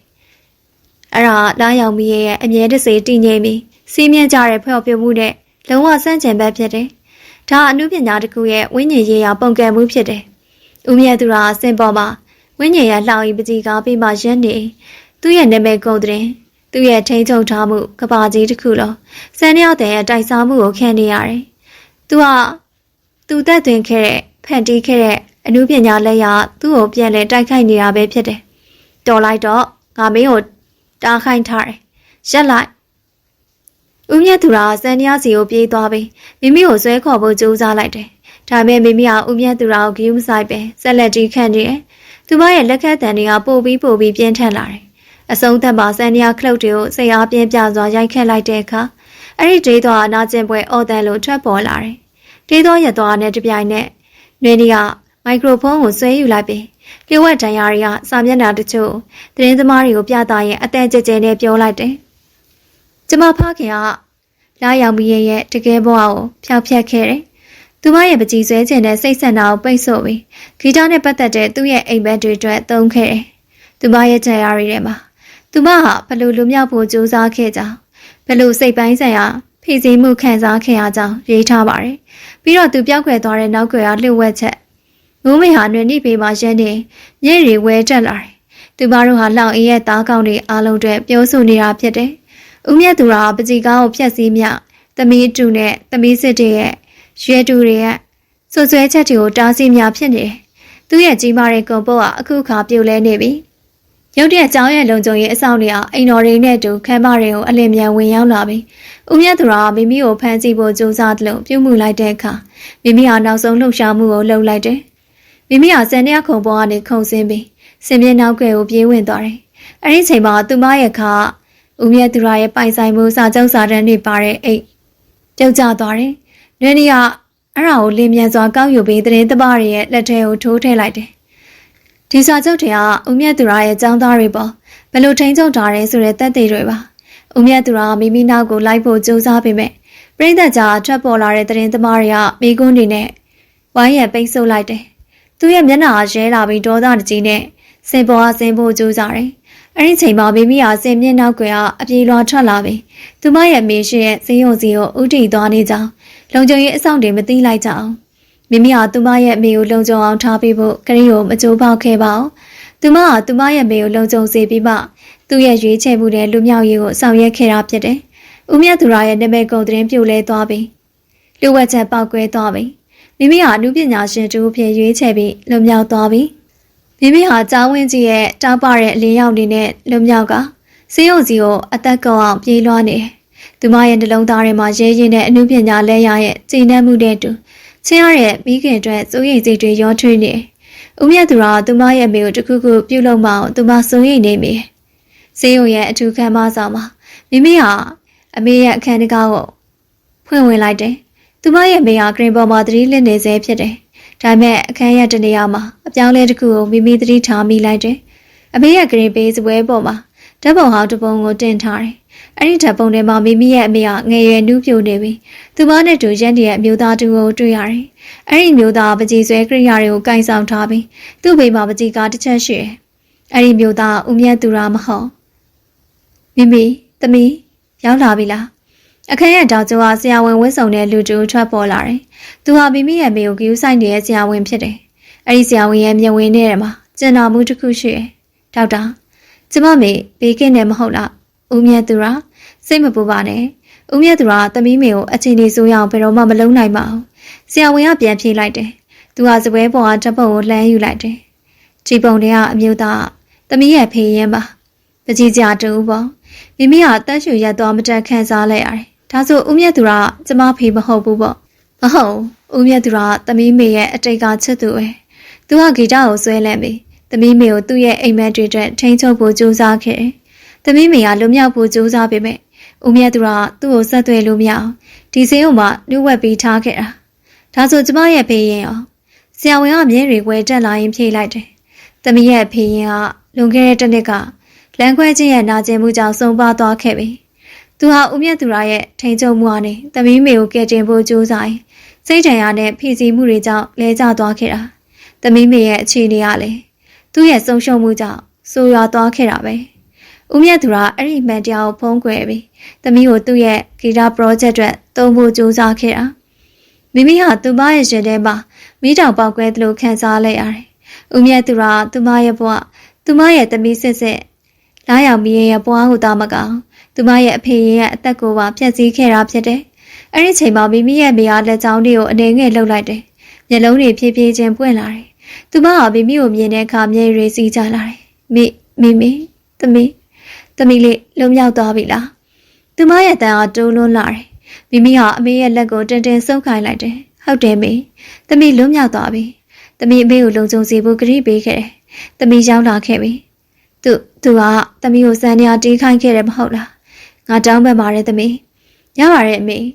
အခုသမီးတို့အားလုံးလွတ်လပ်သွားပြီလာရောက်မိရဲ့ပကြီးကအပြင်မှာရှိနေပြီသူရဲ့ဝိညာဉ်ဟာလွတ်မြောက်သွားပြီကျမကလည်းကျမရဲ့ပကြီးကားတွေနဲ့ကိုယ်ပိုင်ဘဝကိုစတင်တော့မယ်မိဟာအမေရဲ့နှစ်ဖူးကိုနမ်းလိုက်တယ်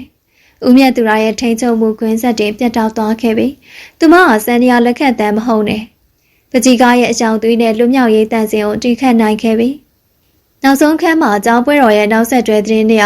ကမြို့တော်တစ်ခုလုံးကိုလွှမ်းမိုးသွားတယ်။ဦးမြတ်သူရရဲ့ဂုဏ်သိက္ခာပြိုလဲသွားပြီ။သူရဲ့အနုပညာအိပ်ပါရာကျောင်းသားတွေပေါ်လိမ်လည်ထိန်ချုပ်ခဲ့တဲ့စာကျုံးစာတမ်းတွေနဲ့လျှို့ဝှက်တရားတွေကြောင့်တရားဥပဒေရဲ့စစ်ဆေးခြင်းကိုခံနေရတယ်။လွေနီနဲ့မိုးမီတို့ဟာတခြားသောကျောင်းသူတွေရဲ့တသက်ခံချက်တွေကိုစုဆောင်းပြီးဦးမြတ်သူရရဲ့ပြစ်မှုတွေကိုဖော်ထုတ်တဲ့အခါမှာအထက်ကခံတာပါဝင်ခဲ့ကြတယ်။ဒါများစွာကြပြီးတဲ့နောက်မှာမိဟာသူမရဲ့မိနဲ့တူဘွားတဲ့တစ်ခုကိုစတင်ခဲ့။သူမလည်းနုပညာကျောင်းတစ်ခုကိုတိတ်တိစိမ့်ဝင်ခွင့်ရခဲ့ပြီးသူမရဲ့ရည်နှံစီအနက်မွေးတဲ့ပကြီးကားတွေနဲ့အသက်ရှင်နေ။သူမဆွဲတဲ့ပကြီးကားတိုင်းဟာလွတ်လပ်မှုနာကျင်မှုနဲ့ရှင်သန်လိုတဲ့စိတ်ဓာတ်တွေပြင်းနေတယ်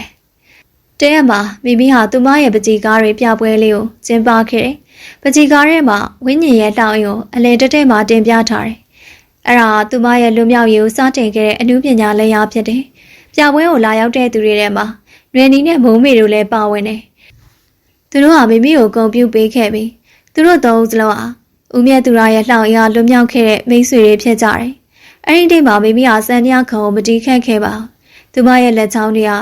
ပကြီးကိုပဲတင်းတင်းဆုပ်ကိုက်ထားတယ်။သူမရဲ့စိတ်ဝင်ညာအခုခါမှလုံးဝလွတ်လပ်နေပြီ။အကျိုးရောင်လားရောင်မိရင်မဟုတ်တော့။သူမဟာပကြီးကားရအယောင်တွေနဲ့အသက်ရှူနေတဲ့မိမိအဆက်မှန်ဖြစ်ပါတယ်။ဇလန်လေးဟာတင်ပါရင်ပြီးဆုံးသွားပါပြီ။နောက်ဆက်ပေးတဲ့ပရိသတ်များအားလုံးကိုကျေးဇူးတင်ပါတယ်ရှင်။နောက်ထပ်လည်းဘယ်လိုဇလန်ကောင်းလေးတွေတင်ဆက်ပေးသွားမလဲဆိုတာစောင့်မျှော်ရင်းနားဆင်ပေးပါအောင်ရှင်။